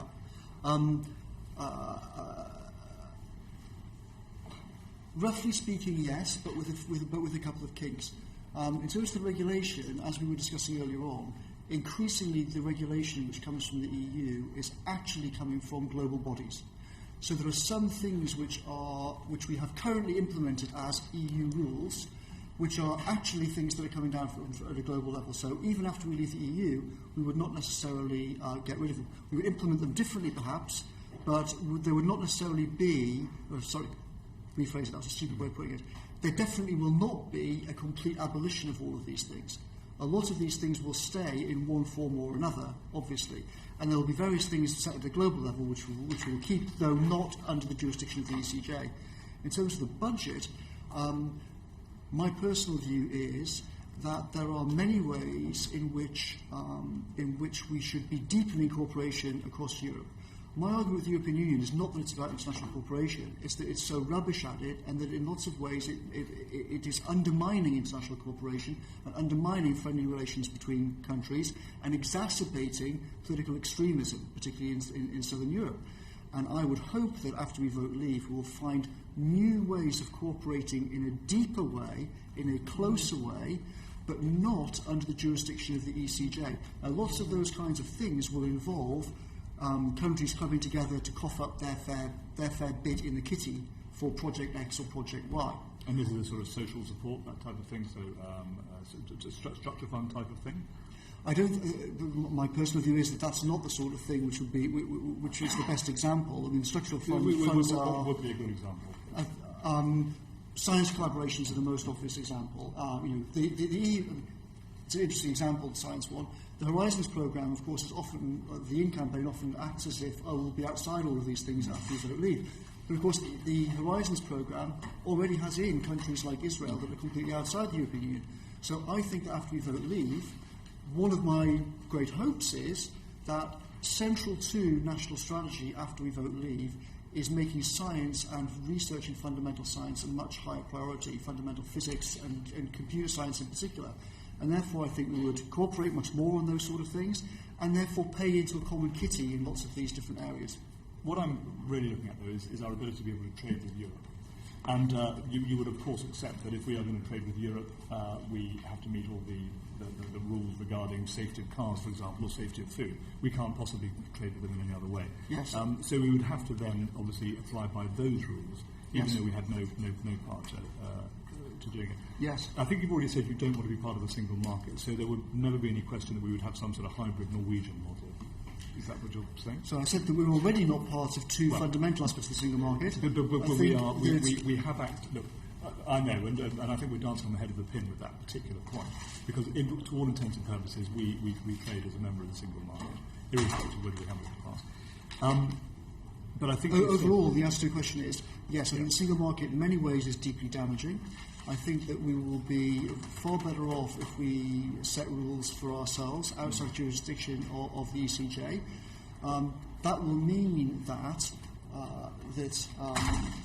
companies that want to export into the European Union will have to abide by those rules the same way that companies in California have to. Mm-hmm. But we will also then, our services sector, which is of course much bigger for the overall than our economy, and most of which goes outside the European Union, not inside the European Union, all of that will be free of single market regulation. And in fact, it makes no sense whatsoever to impose the nightmare Brussels system on all sorts of service businesses, where most of our business is either domestic or outside the EU, and only a small fraction of it actually goes to the EU.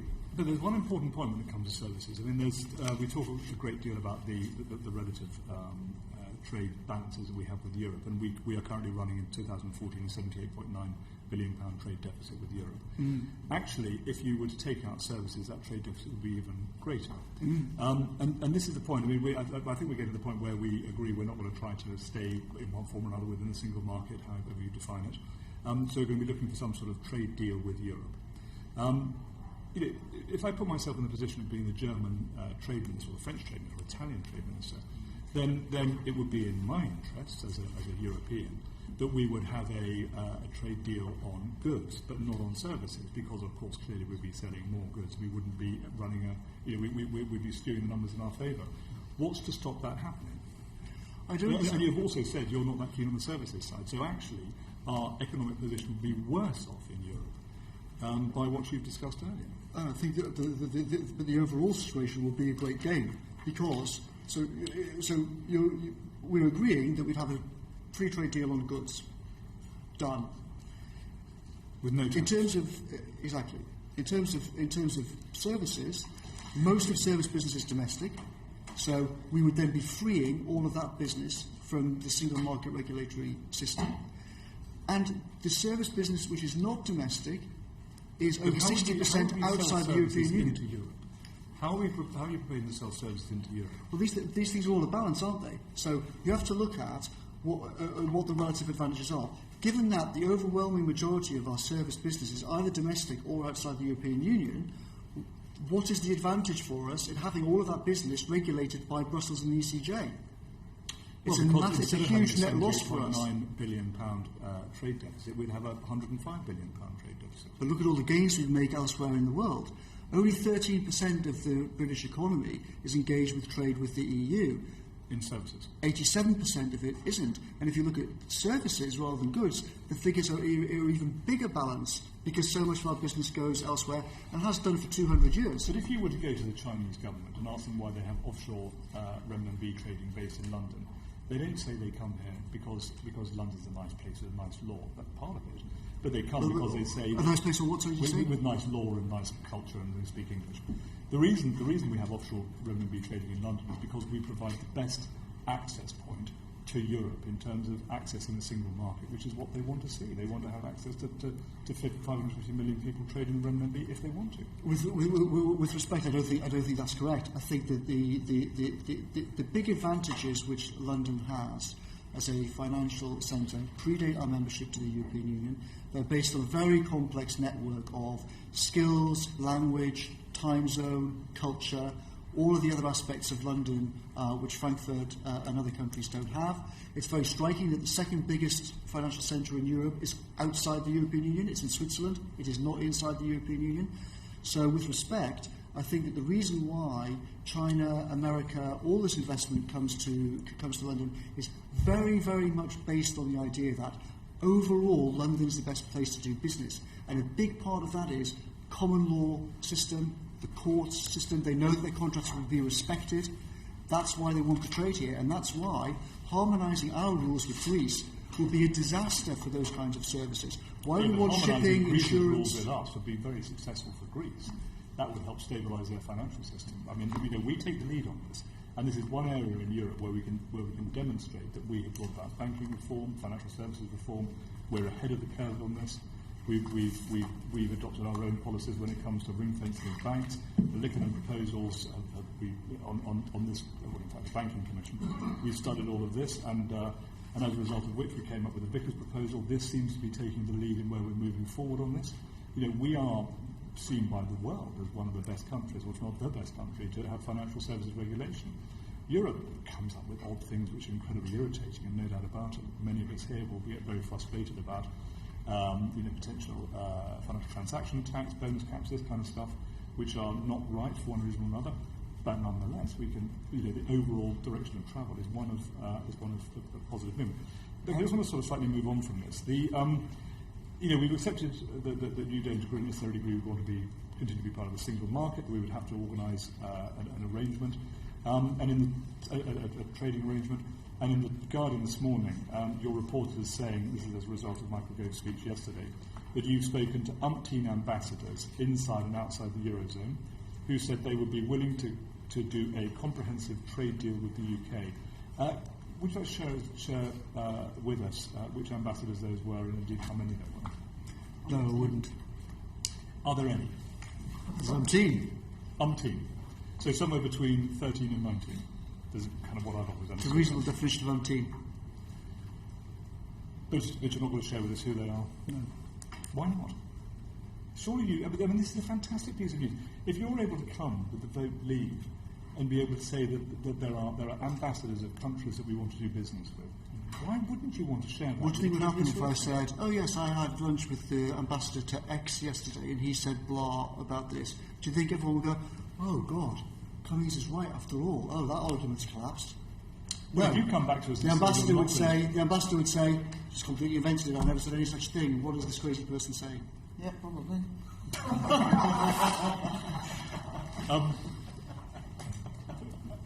I disagree with you very strongly. At the end of the day, it is an ambassador is not about an ambassador will sit down with you, have a perfectly I have lunch with ambassadors from time to time, and none of the conversations we have are absolutely completely private. You could at least tell us who you've had lunch with in terms of the ambassadors, even if you can't tell us what the conversations were. At least it gives us a bit of a clue as to are you talking to Malta or are you talking to Germany? It's important that we know which ones they are. Well, everyone's free to go and talk to all of these people, but with respect, I'll keep private conversations. The thing is, we do talk to many of these people. We do. They don't say what you do, including, I might add, some of these international investment banks. I've spent a great deal of time having private conversations with these investment banks, and actually, what you've said actually goes completely against what they're saying to me in private.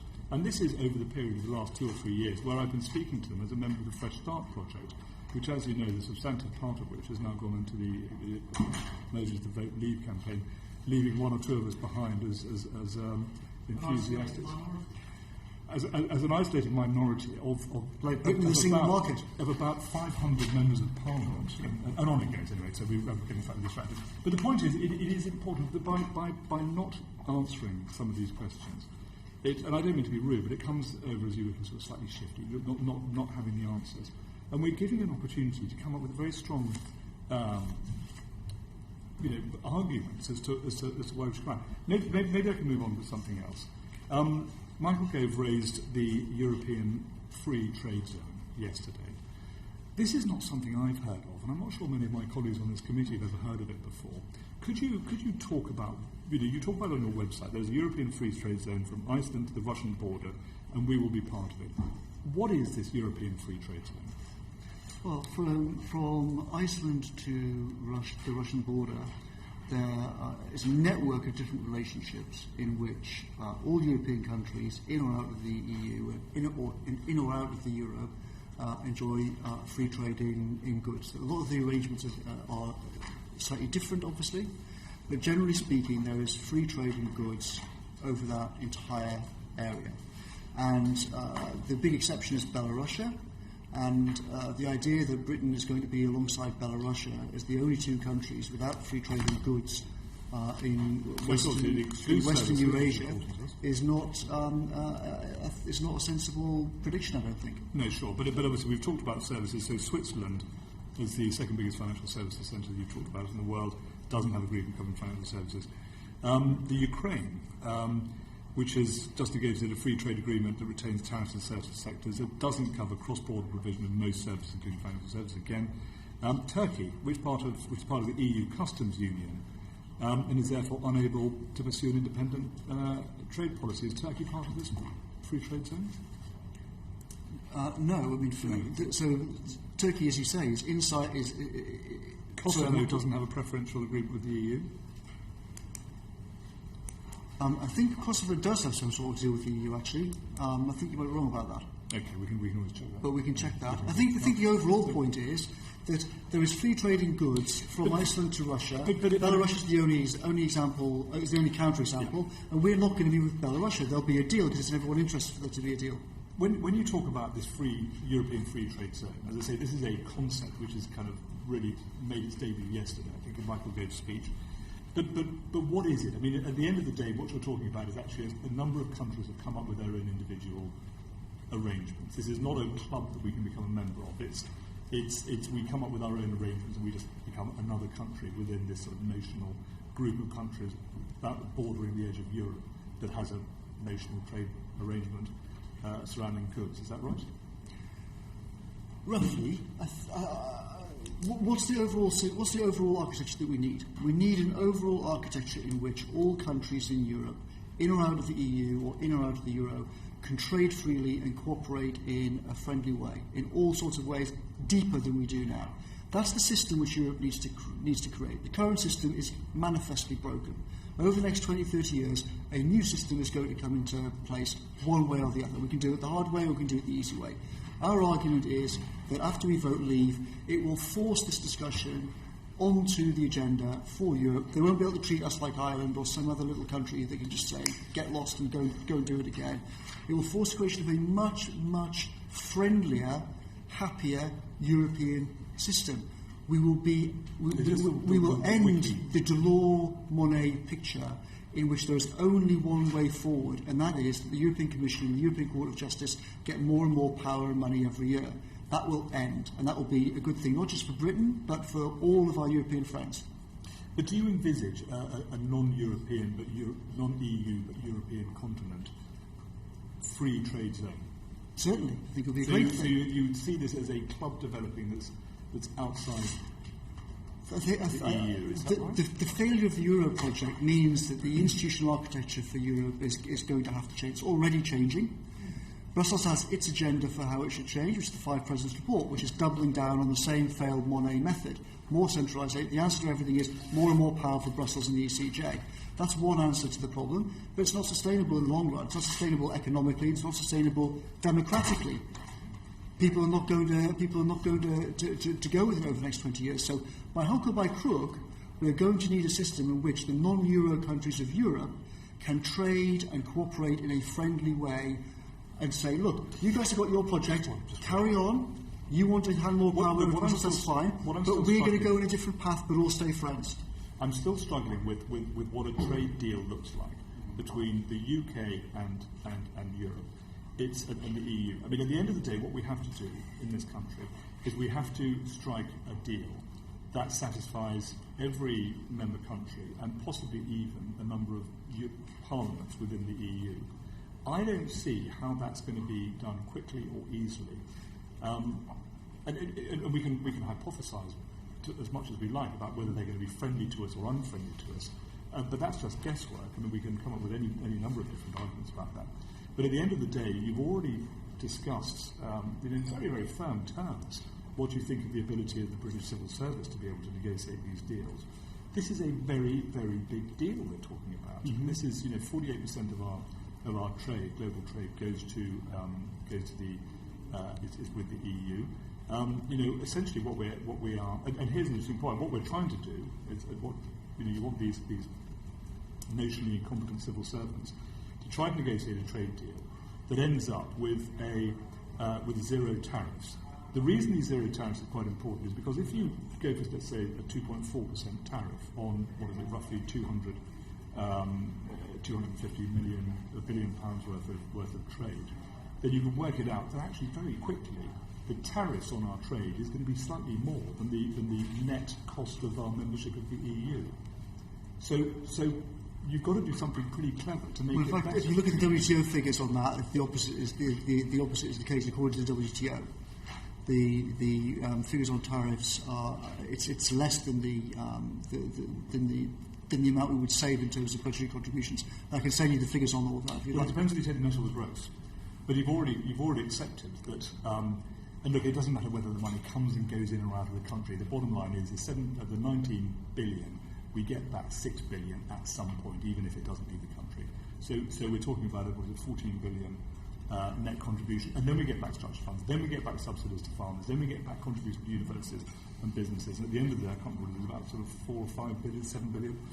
From memory, the WTO figures are that the calculation, or roughly speaking, that the tariffs are 7 billion, and say you want to take the net figure of 10 to 11 billion, depending on exactly whose net figure you use.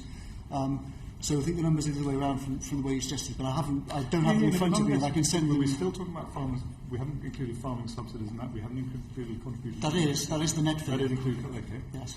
But it's very, very marginal. And bear in mind, we're trying to increase our trade. So anyway, I apologise, it's taking slightly longer than we had intended. But Steve Baker and then Stephen Hammond. Before I bring in Steve Baker, I just want to first of all clarify, and I should have explained at the start, that neither Matthew Elliott nor Aaron Banks are able to attend today for personal reasons, and we intend to provide another opportunity for them to give evidence as soon as possible. And I'd just like to clarify one point that comes out of the evidence you've just been giving. Am I to conclude from what you've said when you talk about by hook or by crook the system's got to change, that were Britain to leave, and were that to lead to the disintegration of the EU in its current form, that would be that would provide opportunities for the better for the continent and for Britain? In other words, your objective, although primary objective is Brexit, it is also a fundamental, as a consequence of Brexit, fundamental reconfiguring of the way the EU operates. Yeah, I wouldn't use the word disintegration myself. It's a frightening word. Do you use the word that you... But I think that it's certainly the case that on the 23rd of June, the vote is about what we do. But it will have a very big effect on the whole system. And in our view, it will be a very... good one, because it will force the European Union itself to change. And instead of having this single model invented very, very cleverly by Monet after the war and pursuing it, we will have a more pluralist European system. And pluralism is a good thing. No, I've understood that point. Perhaps I should clarify. What I'm trying to obtain your view on is whether you think that process, which you say by hook or by crook is going to happen anyway, will be advanced by Britain's departure, and if so, whether if, as a consequence, for a period which might last several years, there may be considerable disruption. You didn't like the word disintegrate. That's why I'm offering you the opportunity to choose whichever word you want. Few things are more in need of disruption. I'd be grateful to finish what I'm saying. That might be a disruption, or whatever word you want to choose, worth paying, because we will arrive at a better place in the longer term. Is that your view? Yes, the Brussels system is proving disastrous economically and democratically. After we vote leave, it will not just be good for us, it will lead to a significant disruption in the Commission ECJ institutional architecture, and that will be very good for the people of Europe, particularly the people in southern Europe who are currently being destroyed by the Euro system. So you think it might lead to the collapse of the Eurozone, for example, that might be to the good? I wouldn't necessarily want to say that, but I think the overall institutional structure, they will not be able to persevere with relentless centralisation, 5 presidents report, etc., etc. I understood what it might bring a halt to. I've just been pressing all the time to try and understand what we might move towards. Is it a world in which we no longer have the Eurozone, and would that be to the good? Well, as you know, I think it was a profound error to have created it. It now exists.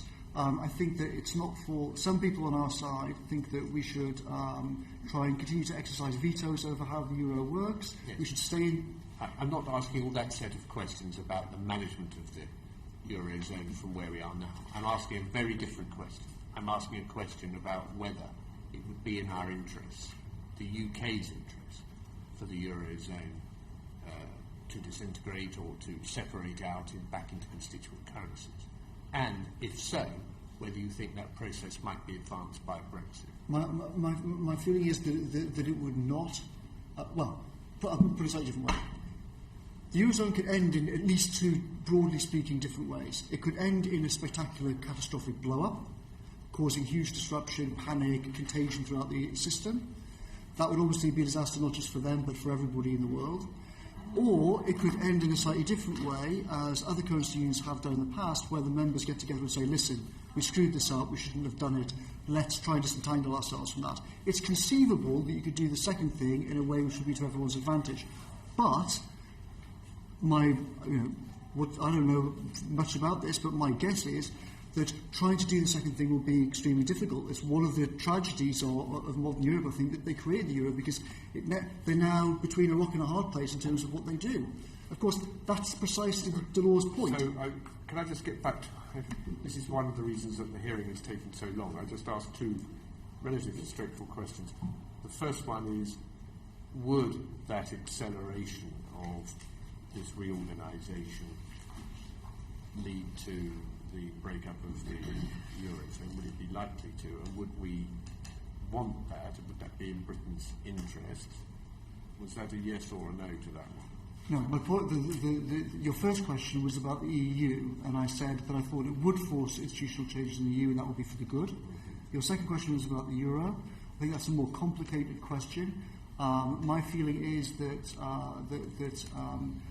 us voting to leave would not lead to some immediate disaster with the Eurozone, but it will, in a useful way, clarify thinking about how on earth they reconcile the economic needs of economic and monetary union with the political problem which they've also clearly got. So it would not be in our interest for the Eurozone to collapse.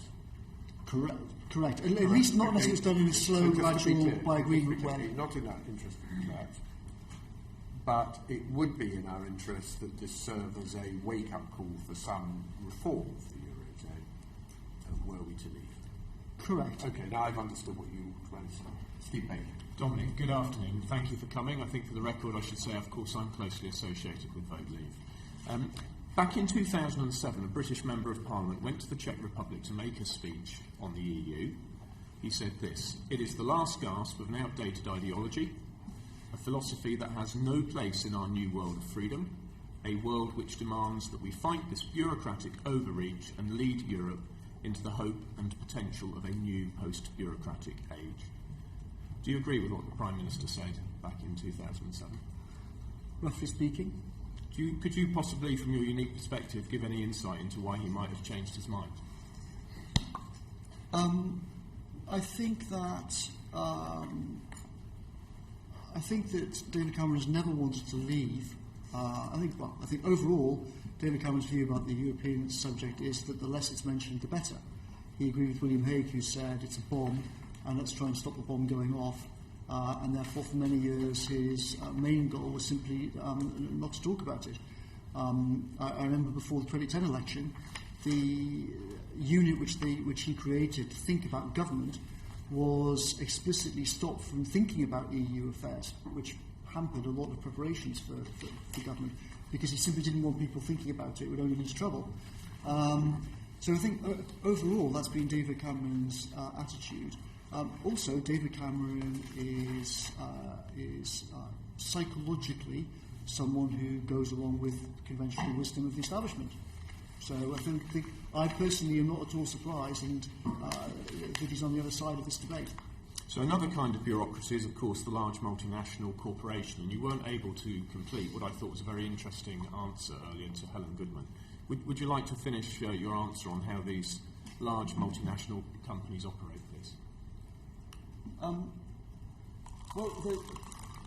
There's a basic problem of power in how the European Union works and its regulatory system.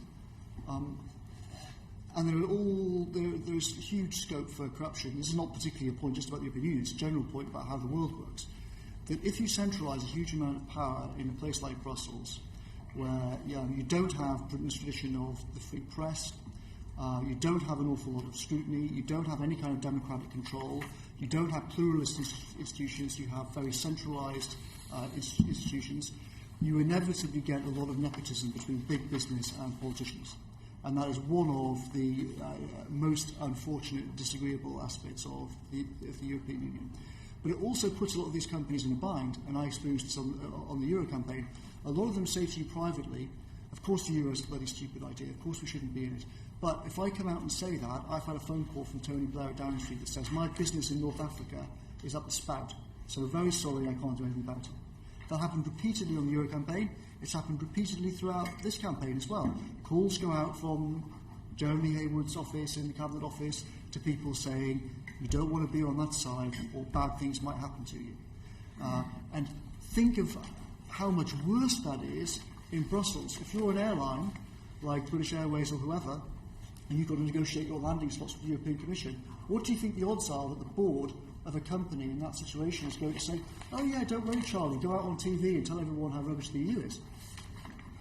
It doesn't happen. I'm sorry to interrupt again. Just want clarification. When you talked about Jeremy Haywood there, you're suggesting Jeremy Haywood is ringing people up and threatening them, saying, you don't want to be on that side lest bad things happen to you.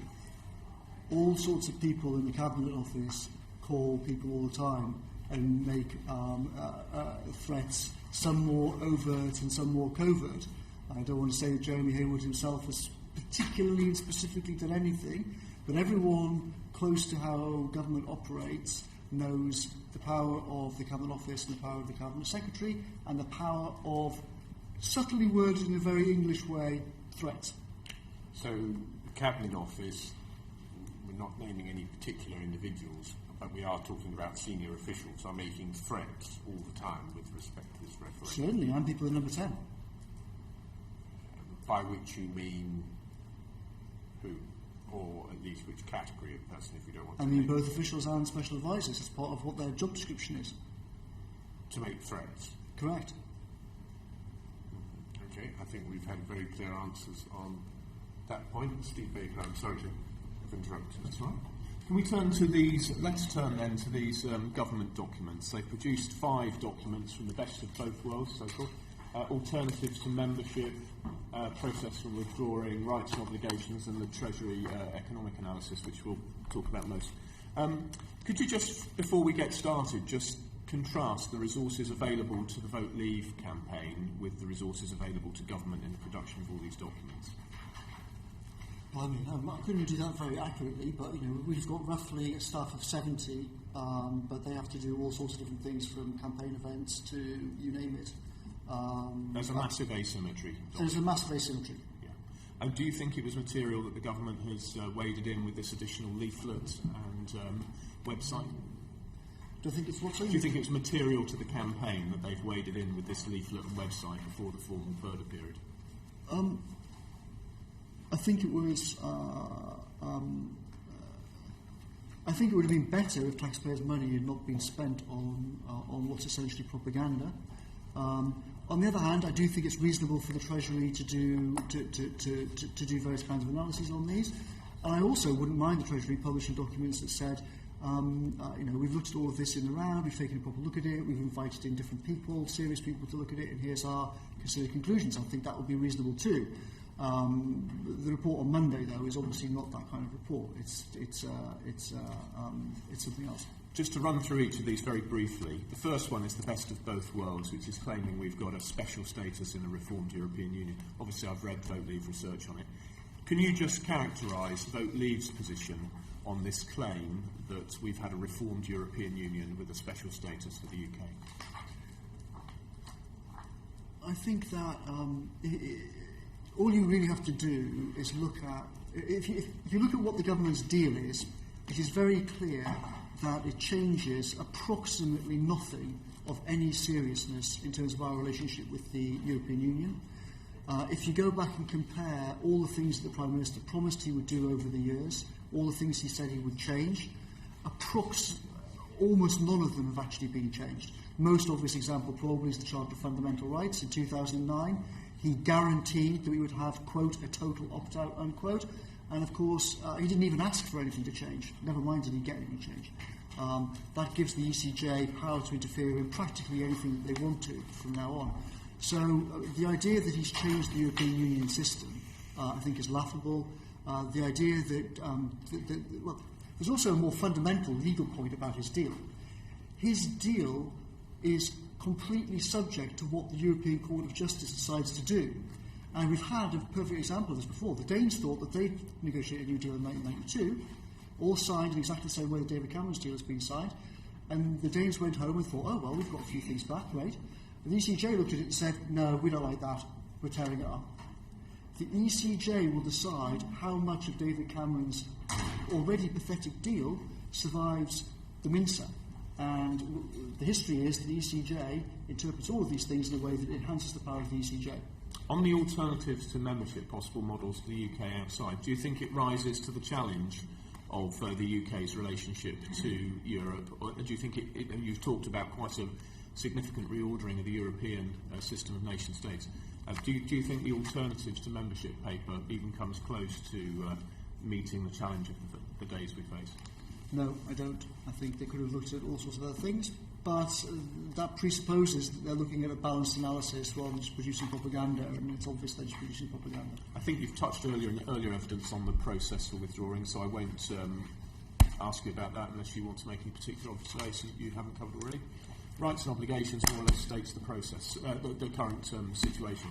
So if we turn to this HM Treasury analysis, it claims that in 2015 terms, leaving the EU for a negotiated bilateral agreement would imply long-term loss of GDP of £4,300 a year for each household in the UK, and great fanfare was made of that claim.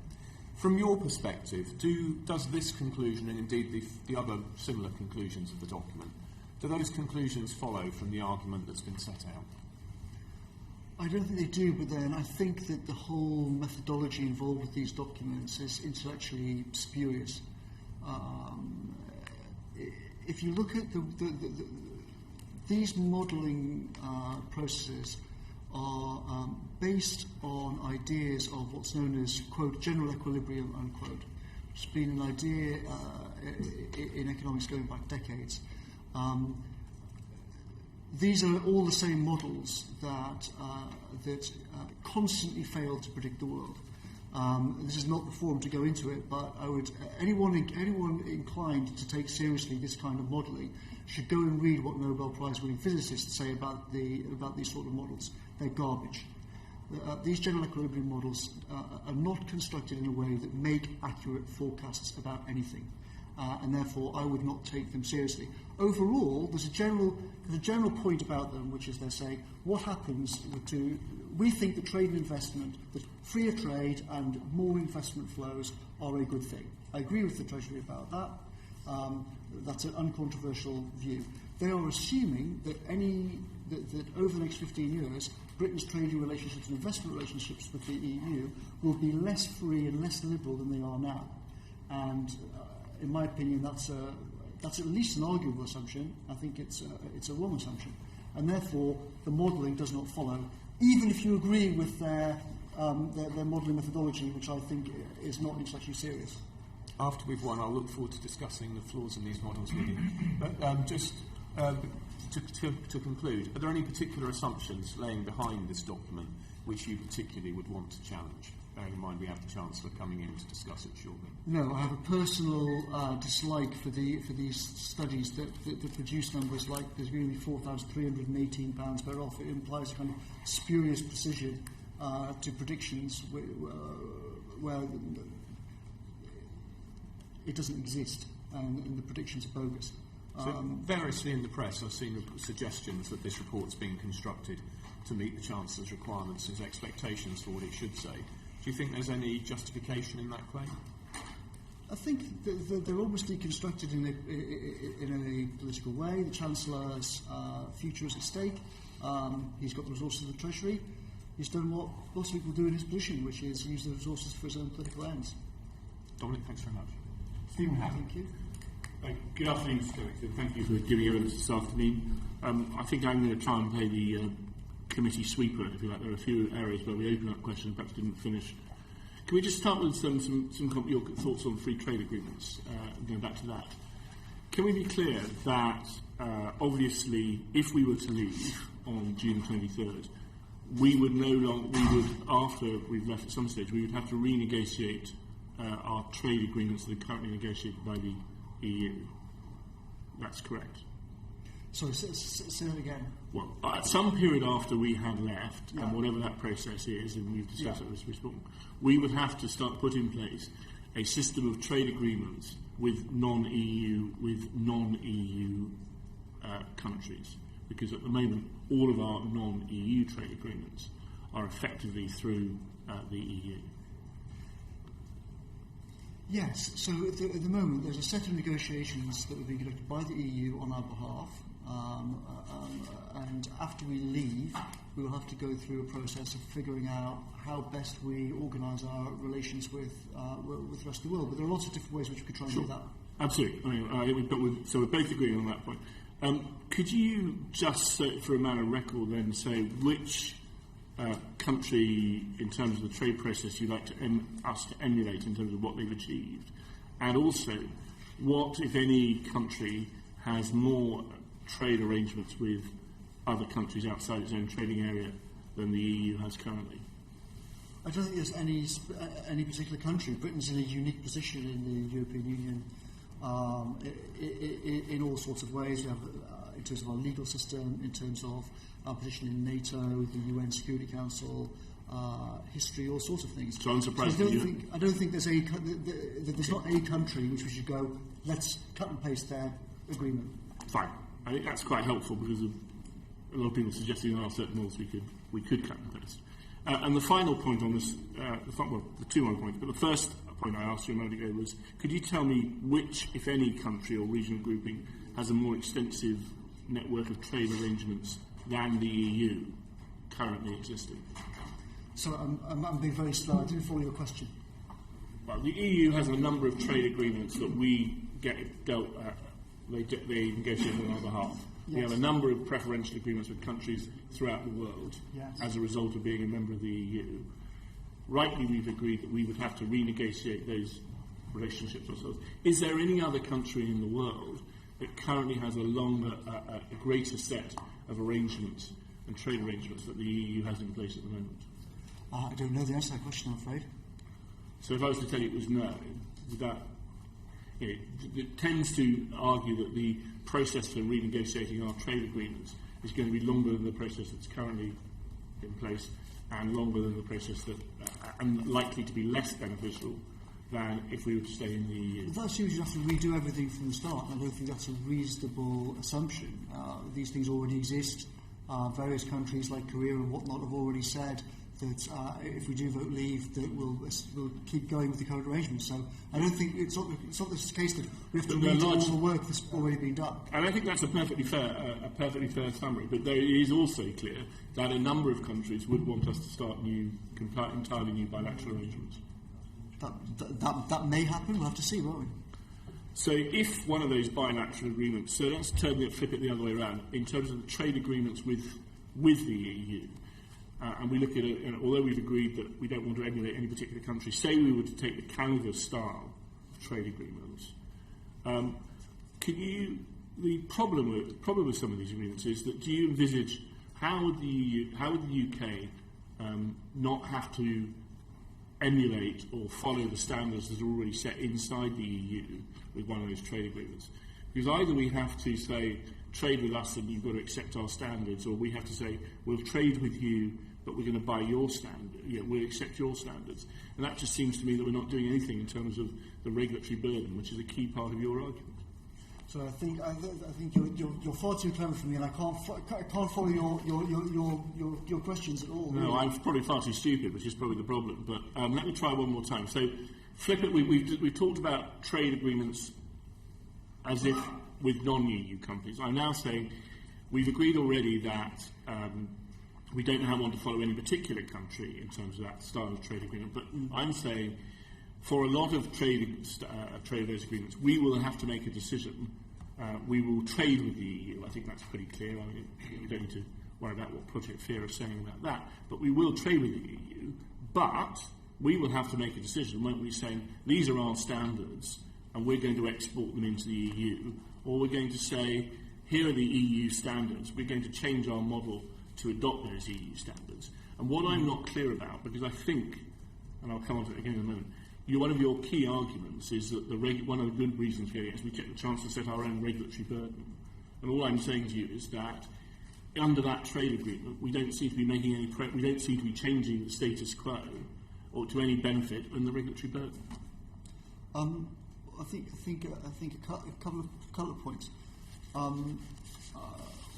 One, as I said before, increasingly the rules are being set at the global level. So one of the great advantages of voting to leave is that we will reclaim our seat where we're currently represented by the European Union and make our case at the global level for where these regulations should be. And we will be sort of higher in the food chain, so to speak. So if this is the global level, and here's Britain and here's the European Union, instead of fighting and losing in a system here at the European level, where we only have about 8% of the votes and the Eurozone has a majority, we will regain our voice here and influence the things that are passed down. So I think that will be one great advantage to the country after we vote to leave. But also I think that overall you'll have a more flexible economy, because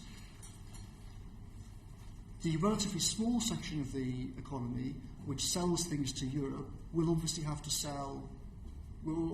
abide by the rules that the European Union wants to set. But all of the other businesses will not be stuck with those rules. So the whole system, some of it crazy, which regulates intra-EU trade, we will be able to dispense with a large portion of it. Yes, if you're exporting to Sicily, you're going to have to obey certain rules there. But if you're exporting to California or to Asia or to something else, you won't have to. And that's where we are now. But I think you've just said we will have to obey the standards that are set in the EU if we want to export into them. And it doesn't seem to me that we're making a great deal of progress on the regulatory burden if that's the case. Well, for a small proportion of the economy, we will have to abide by the EU standards. For the rest of the economy, we won't. And with respect, the situation I described is not the situation now. At the moment, 100% of British businesses have to comply with 100% of European Union regulation. More to come? A lot more to come, but... okay, well, I'll ask one more. Mr. Chairman, sorry, can I just make one point? Obviously, originally, I was only asked to come in for an hour, and because the other guests haven't turned up, I've stayed to answer more questions. I've now missed at least one set of meetings now. I'm about to miss another set of meetings. I'm afraid that's what happens when Parliament calls. Stephen Hammond, have you got any more? Very quick. I mean, we spoke, in response to Mr. Garnier, you spoke a lot about, I think, the financial sector, or it may have been to Richard Reeves, about the financial services sector. We had two people from large banks, call them what you will, and I know you're sceptical of that, but they both said, in explicit on-the-record evidence to us, that notwithstanding the point you rightly make that London has been a great success for a period, actually, since the period that we've been in the EU, London has seen even greater financial strength, and its financial centre status has been enhanced. Should the committee take it that those individuals are either misguided or misrepresenting the facts to this committee? No, it wouldn't necessarily impugn their motives, not knowing who they are. Different elements of the city have very different views about the European Union, as you know. Big American investment banks have a particular view about the European Union, but that's also very much affected by their own structure. These big American banks have a structure in which they can use the European passporting system to exploit the European market, whilst being outside the European Union rules for their bases in Asia and in New York. In lots of ways, that's quite a convenient setup if you are Goldman Sachs or JP Morgan. As you all know, and having talked to a lot of these people, a lot of other organisations have a different view in the city.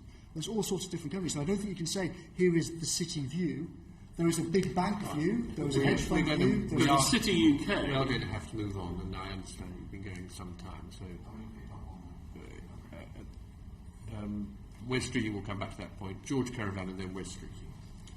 Good afternoon, Mr. Cummings. I think it's probably good evening.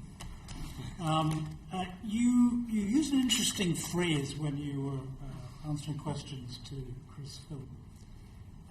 You said that a Brexit, the UK leaving the European Union, would add to, be part of, would reinforce, I use your phrase, national renewal. Is that your personal view, or is that something that infuses the whole campaign officially? I think almost everybody involved with our campaign thinks that if we vote to leave, it will be an important part of national renewal, but also, as I said before, also very good for Europe too. So, this is a political project, not a free trade project that you're proposing. Sorry, the EU is a free trade project, or No, the Leave campaign is proposing a political project on a grander scale, rather than simply a vision of free trade. Yeah, I suppose that's roughly speaking a reasonable summary. Yes. Right. So, criticism of the EU as a political project rather than as a free trade zone is rather misplaced then, because you're doing the same thing but with a different ideological model. I don't think so. I think we're making an overall argument that the EEC was set up in a certain way by Jean Monnet and his friends. It's developed and evolved in a certain way. We think it's been very damaging economically and democratically. And after we vote leave, it will be good both for our economy and for our democracy, but also it will be a beneficial step for our friends in Europe at the same time. I think it's a reasonable, you might not agree with it, but it's a reasonable... So essentially you have a broader philosophical model, which seems to me, and again, given that yourself, Mr. Gove, the Mayor... Jesus, Stuart. That seems... The intellectual heavyweights, the leadership, seem to me to be broadly sympathetic with a worldview which is liberal in the 19th century, free trade in the 19th century vision the UK had it, smaller government, closer relationship with the United States, Australia, Canada. Would that be correct? Only partly. I think that most of the people involved with our campaign think that free trade is a good thing and it should be extended, and it's been a good thing for the poorest people in the world. Our campaign is very much not, however, about a smaller state. That's not true. Obviously, Michael Gove and Boris Johnson have their own particular views. As a campaign, it is not Vote Leave's position that we should be cutting taxes and cutting public spending. But I mean, I do find it difficult sometimes to distinguish between your personal vision on your website and Mr. Gove, which I'm not at this moment be saying yes or no to that vision. There seems to be there's quite a nuanced vision there, and that much of what you are arguing will come from a Brexit is actually to facilitate that broader view of the state and the individual involved, the individual in the state. Well, we have Frank Field and Gisela Stewart and Graham Stringer and other very senior and well-respected members of the Labour Party who agree with us about free trade. And as I stressed, the campaign is not about the benefits of deregulation and whatnot. That's not our agenda. I'm simply trying to get a sense of what the campaign really means, because where you have now gone is saying that it's not about deregulation, and that would seem to be logical. That from what you just said, that voting to leave the EU would simply, therefore, in some sense, leave the UK free to decide its own regulatory regime, but by definition, therefore, it could choose to keep the same regulatory regime as we have at the moment, or to toughen it. Yes? Correct, and it may well be the view that that in various ways, for example, there could easily be a cross-party consensus that after we leave the European Union, there should be far greater investment in fundamental science research. Could easily be the case that we take global environmental things much more seriously. I'll take those examples, but so much of the documentation that you present in the Leave campaign to justify Brexit is premised on the regulatory burden that Europe places on us, and that we could remove that regulatory burden. It seems to me, is there not a contradiction between what you have, the evidence you have just given, which is the fundamental thrust of the campaign is not about regulation or deregulation, it's about the freedom to decide, but we have the freedom to decide to keep the burden of regulation, change it or modify it. And if that is so, then presenting the evidence which you do in terms of reducing financially or reducing for companies regulatory burden, there's a contradiction there. With respect, I don't think that's an accurate description of how the campaign operates. If you look at the last at the leaflet we sent round, which has had by far the biggest distribution of anything else we've done to millions and millions of households, it says nothing in there about cutting the burden of regulation. Our point is we've been back control of regulation and we have greater influence at the global level over regulation, but it's not about cutting specific regulations. Okay. Right. So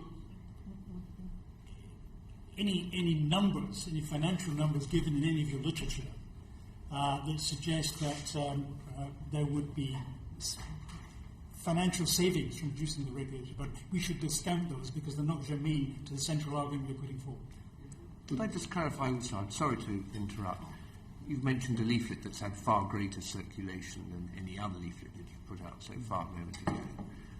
Did you supply that to the committee when we asked you to supply your campaign literature? I didn't send over the package. I assume that it's been sent to you. I don't know if you show me now all the things you've been sent. Well, I'll tell you. We're not going to do that. That would take a great deal of time.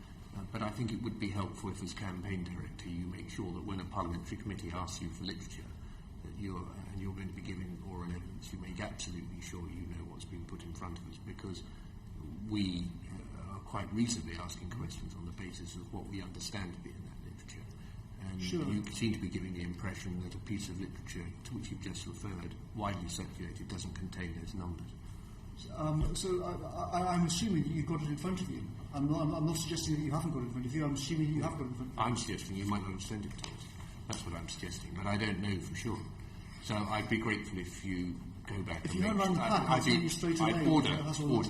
I'd be grateful if you'd go back after this hearing, make sure that everything that should be sent to us under the terms of our request be passed to us immediately, so that we have it by first thing tomorrow. George Caravan. Yes, your original question, I'm afraid. Well, the vote leave briefing document, the single market is failing British business, says that the cost of the UK's budget contributions to the EU and the burden of just 66 of the EU's single market regulations outweighed what the European Commission claims are the benefits of the single market by 4.5 billion. In other words, that seems to suggest in your campaign literature that you're placing an emphasis on what you claim would be the savings from removing a regulatory burden. Now, I'm just trying to clarify. You are now telling me that actually the issue of the cost of regulation is not the key thing you're arguing, is not germane. In fact, what you're arguing is simply the democratic right to set regulations in this Parliament. But therefore, if this Parliament then chose, after hypothetically leaving the EU, to keep the regulatory burden as it now is or increase it, that would be fine. Yes. The overall argument we make is that we should take back control. The particular argument that we're making there is not about the cost of the single market. The point we're making there is that the Commission's own numbers don't stack up, in-campaign's numbers don't stack up in their own terms. It's not about, if we should therefore get rid of all of these things. It's that if you look at how they make the argument, it doesn't stack up given their own predictions. I'll take that. If you look at the in-campaign's numbers, as you know, and you may have followed that hearing. No, I'll accept that's your position, but I think any reasonable person would have concluded by now that a major thrust of the Leave campaign's argument is there will be financial gains from reducing the regulatory burden. So let me put the question another way. Why don't you give other examples?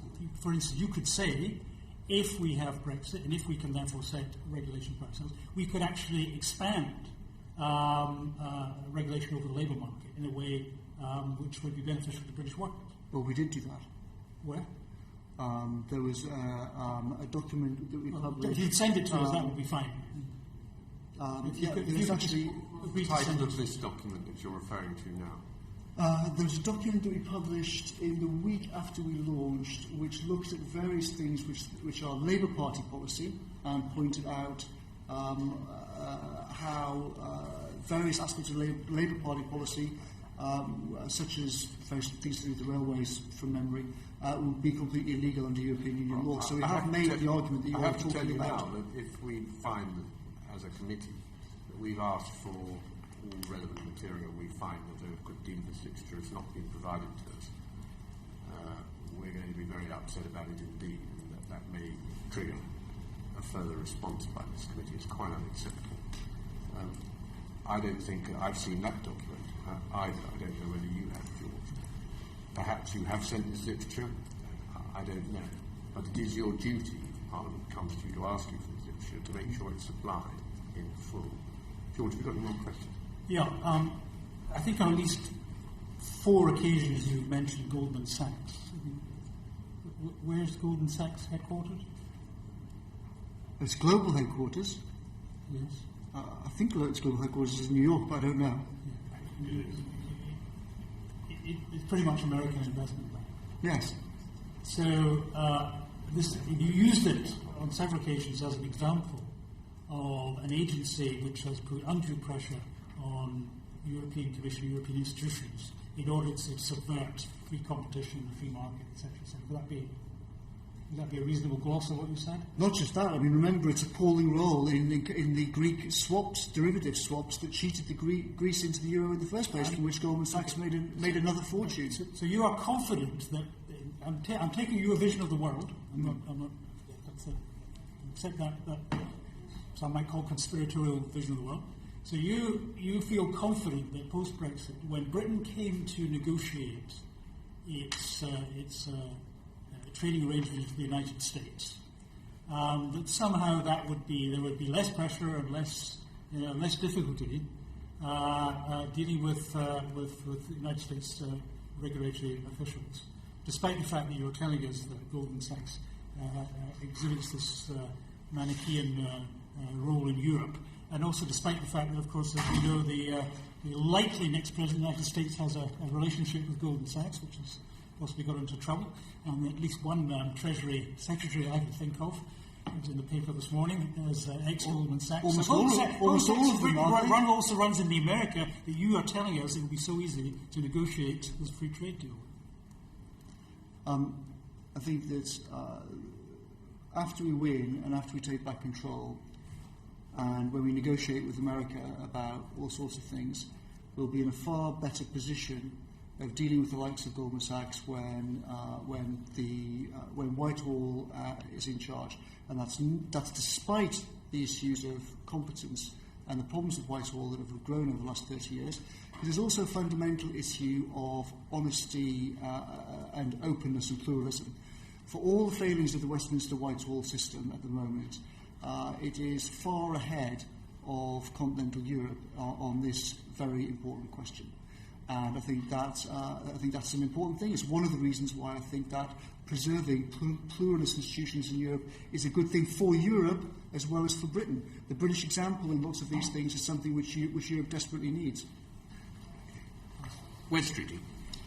Thank you for persevering with the session. I've been in the witness chair before and in the same position, so you have my sympathy. As a matter of fact, and I apologise for the fact this hearing's been going on for much longer than we would like. But as you proceeded, first of all, on our side there is a great interest in asking questions, and on your side you have... It's shortly going to be forced to end by me going to the toilet, I'm afraid. Go for the last few questions. You have a great deal to say, and also, of course, you interrupt a good deal, which means that on the whole questions take longer and remarks take longer than they otherwise would.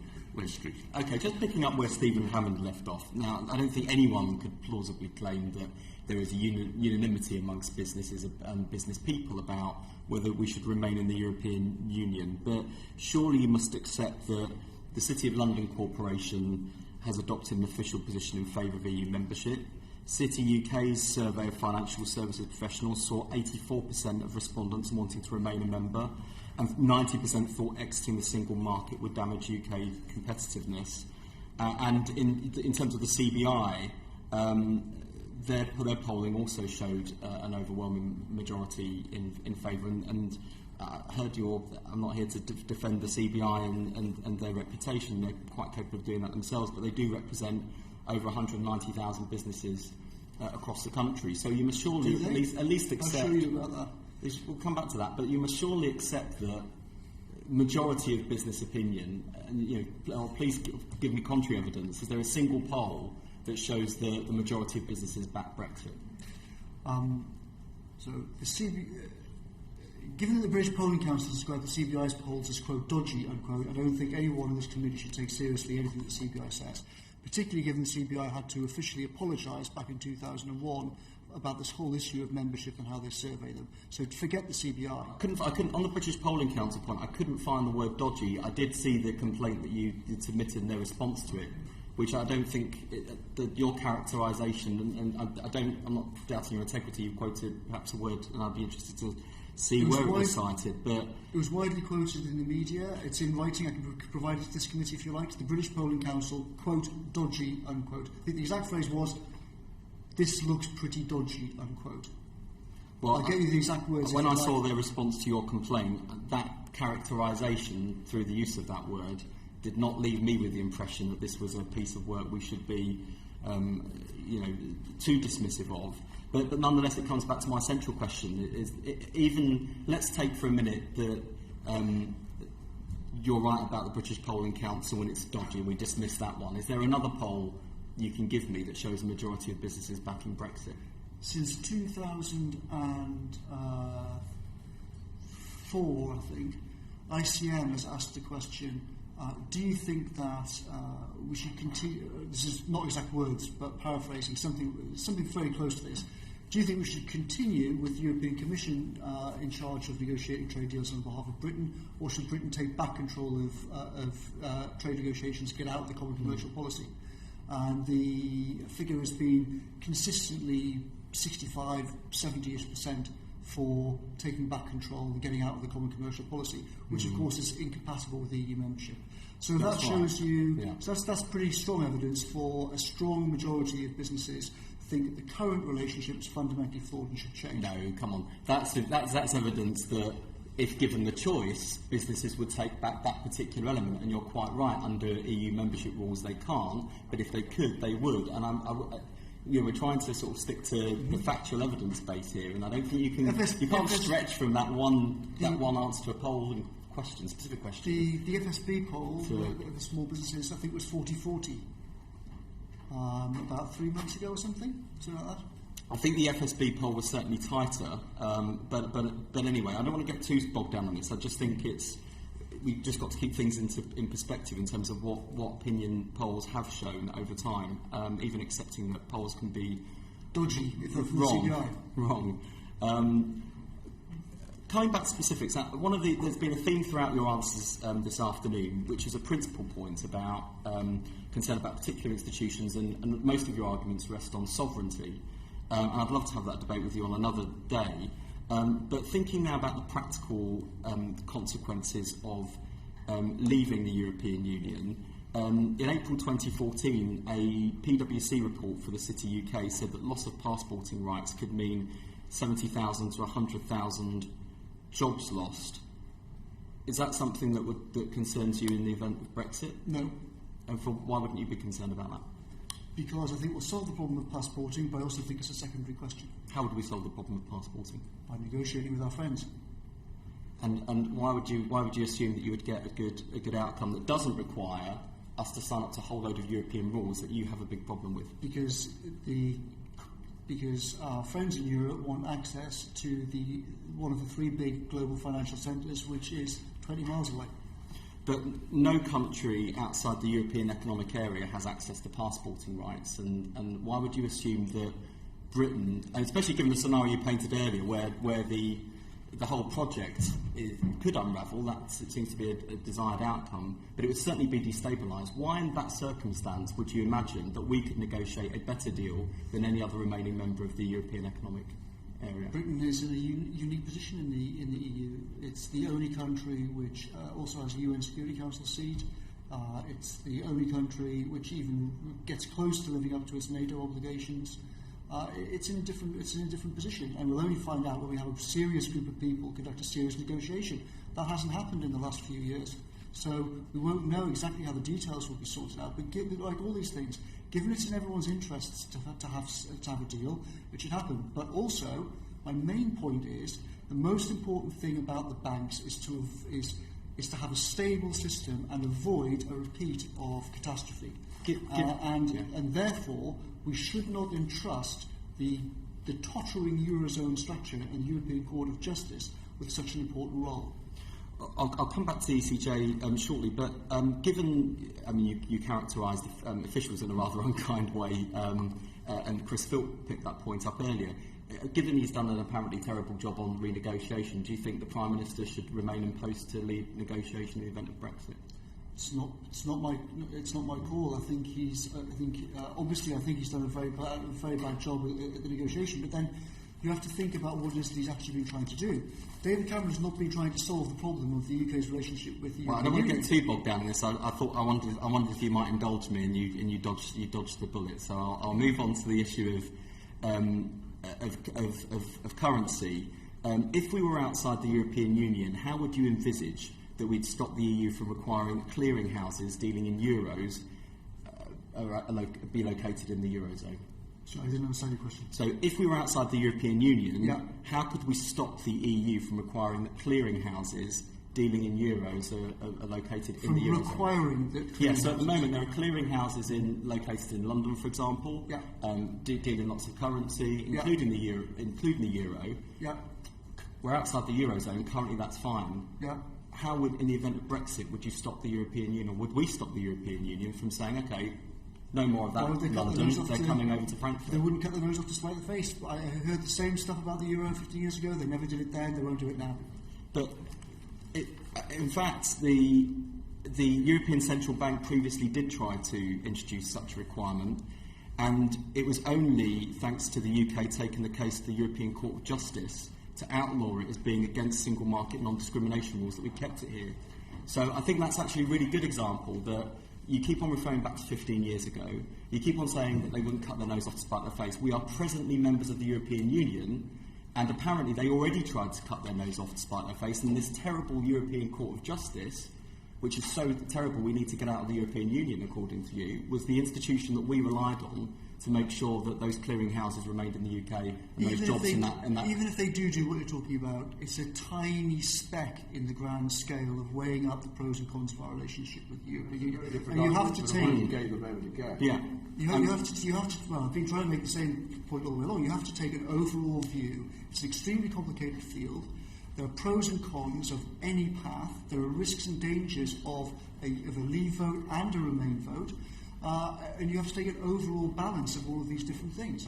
Of course you do. I think what concerns me is that there is a principled sort of top-line argument you can make, particularly around sovereignty, which is one you've weighed heaviest on this afternoon.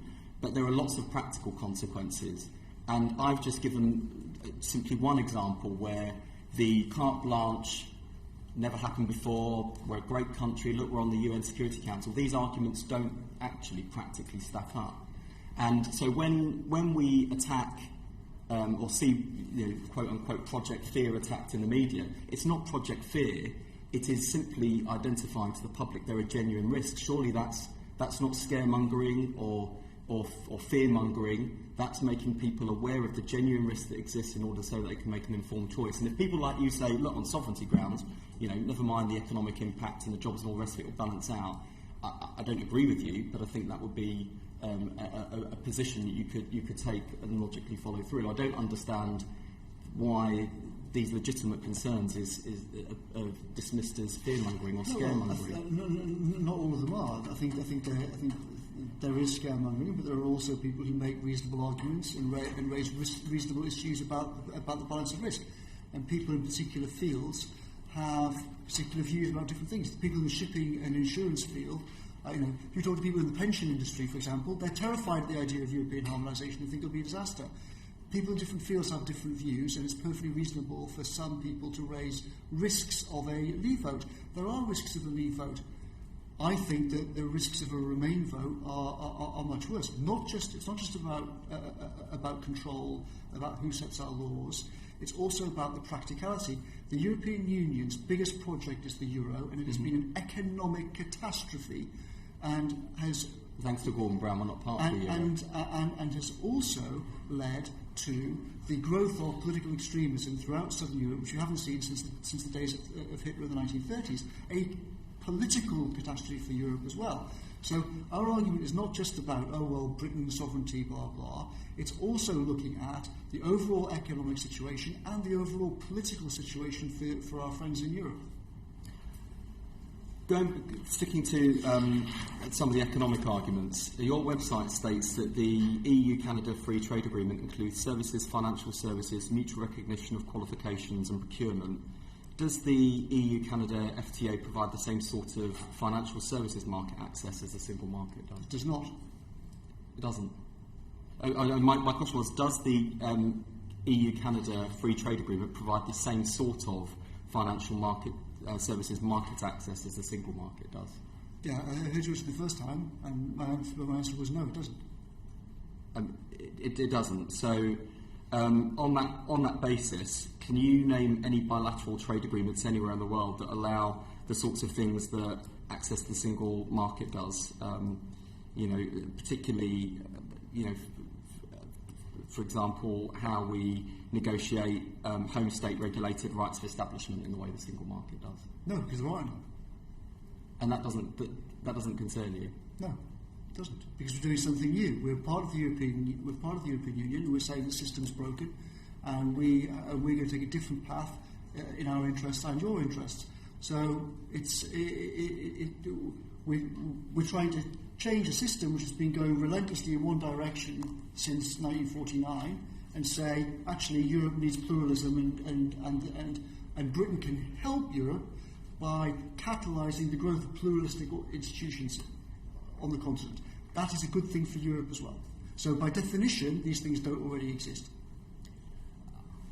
I think I can see that the chairman's looking to draw things to a close shortly, and I'd quite like to go too. And I think I'd just end by asking, this afternoon you've managed to, throughout your answer question, and I will inevitably miss some people off, you seem to have dismissed concerns set out by the Governor of the Bank of England and the Bank of England, all of the work done by Treasury officials and leading members of a Conservative government. I wouldn't support, but may have some sway.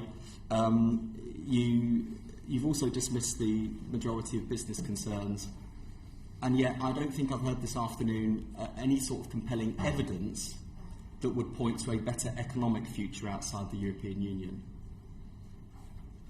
Well, is there anything at all? Because I think for lots of people out there, you've made some arguments that I would describe as sort of the good leaflet fodder and the good arguments for people to weigh up in a discussion in the pub. What I haven't heard are some really concrete examples and evidence to reassure me that the concerns that are coming through from business in terms of the impact on trade, investment, jobs, economic growth. I mean, these are legitimate concerns, and you may feel that your complaints about sovereignty outweigh those concerns, but how can you dismiss those concerns so casually without evidence? What it might be better to do is, I've just got one or two points I'd like to make, and I think I'd like to give you the last word, because that is a very broad set of points to make, that gives you a moment to reflect on them, and also to respond to the points that I'm going to make to you. You have made clear that Vote Leave is going to persist with a number of pretty controversial claims today. You've made clear that Vote Leave is going to persist with the claim that the cost of EU regulation is at least £33 billion, ignoring Open Europe, so that's an open figure derived from Open Europe, ignoring the fact that Open Europe themselves have clarified that this figure should be offset against the fact that their own best estimate of the maximum possible annual saving from regulation is not 33 billion, but 13 billion. Vote Leave is persisting with using the gross figure as the estimate of UK budgetary contributions, ignoring the fact that there is a rebate from which the UK has benefited every year that it's been in place. You've been putting out literature, Vote Leave has been putting out literature. Maybe you haven't been distributed into hospitals, but you've been putting out literature purporting, and many people would argue, purporting to be from the NHS, while also badged up with Vote Leave, which many people would consider misleading. You've accused the Bank of England and the Governor of scaremongering. Today, you've described Goldman Sachs as wide boys bribing the EU to secure financial advantage. You've described Treasury officials, I think, as charlatans, if I got this down correctly, squeezing snake oil from economic models. And you've told us that Cabinet Office officials and Number 10 officials are engaged in threatening behaviour with people with whom they deal all the time. These, among other allegations, are truly extraordinary claims for the campaign director of Vote Leave to be making. I'm going to give you the opportunity to comment on how, on all of that in the round. I'm going to add one point. If you have some evidence to substantiate these claims, we'd be very grateful to receive it in writing. We're happy to receive it under parliamentary privilege. There are certainly claims that would need to be pursued, but in their absence, we'd have to argue that we'd have to come to the conclusion that they are themselves scaremongering, or some of them fantasy. I'd be grateful if you'd comment. Just running through them, I'm afraid I've got such a bad memory. I'll forget some of the things you said, but I should have written them all down. In terms of the numbers, I'll look at, so what I'll do when I go back, and not tonight, but I will look at the Open Europe thing and refresh my memory on it. As I said before, I think that either you're wrong or there are two different things on the Open Europe website, because what you quoted to me is not the same as what I've got in front of me. So I'll check that out and see what the true situation is and get back to you on that. And perhaps you are right, or perhaps there are two different pages on the Open Europe website. In terms of the net figure, the gross net figure issue, we won't be changing that. And as I said, I think that given that the ONS describes it as a debit, I think everyone knows what a debit is in terms of their bank statement. I think that's reasonable, and we will stick to that. I would also point out that that is only the budgetary contributions. I think I've tried twice before to get select committees to do investigations into the EU procurement system and haven't been successful in getting that. I think that's a great topic for this committee to look at, to try and get some hard numbers on, because I know from my experience in government, and so does Michael Gove, that Whitehall does an awful lot to keep this issue suppressed, and a lot of money from taxpayers wasted as a consequence.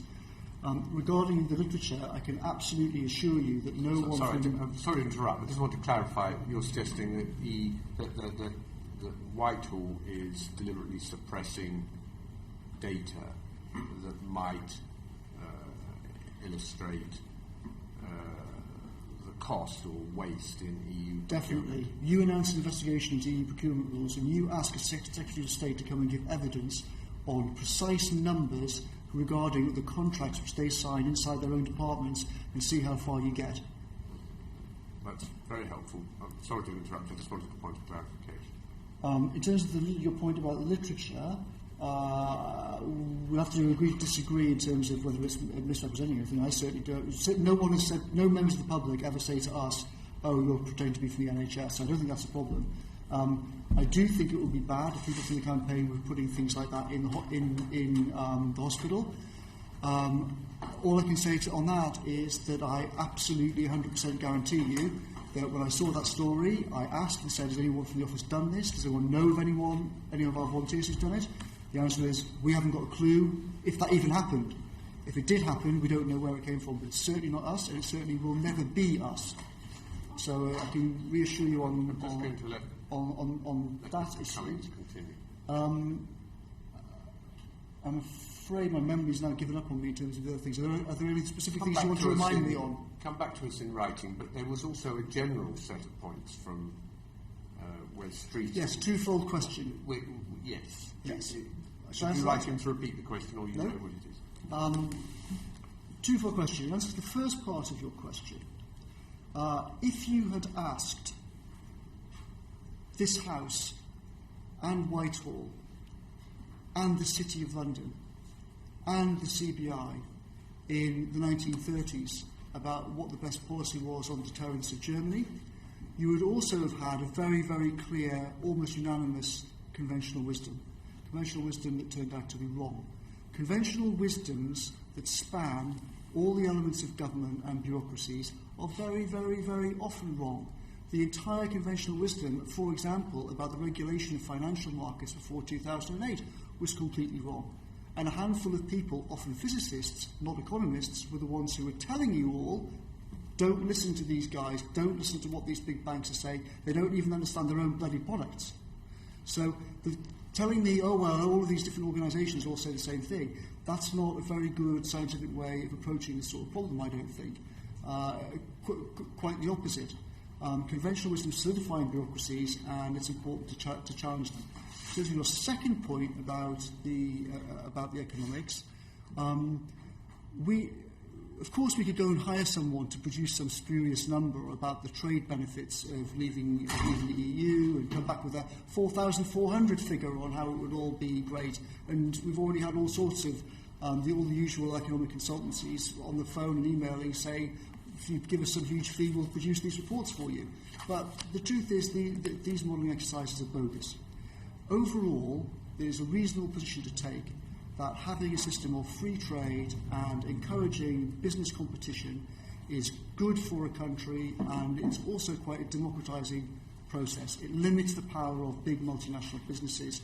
It limits their ability to corrupt the political process by buying political power. And our basic argument with Vote Leave is that after we vote Leave, we take back control, we will have a traditional free trade agreement with our friends in Europe, but without putting on top of that a whole set of other regulatory structures which tend to work in the favour of established players.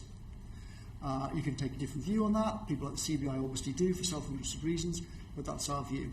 We think there is a good reason to say that that approach to the world will leave people a lot more prosperous, as well as having a much healthier democratic system.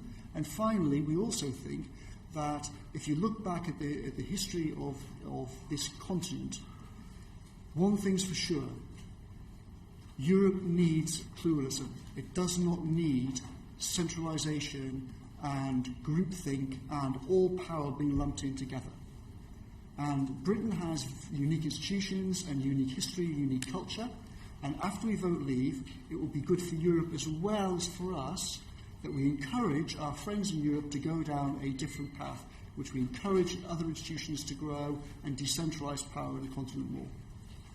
Well, very briefly for giving evidence, we've been going just over 3 hours, which is rather longer than we normally do. I'm very sorry that you've missed other appointments as a consequence. We look forward to receiving the further written evidence that you've just discussed on a number of points, and also reassurance that the committee has received all the relevant literature, whether electronic or hard copy, that has been published. Thank you very much for giving evidence to us this afternoon. We Thank you very appreciate it much for inviting me here. Thank you. Bye-bye. Order.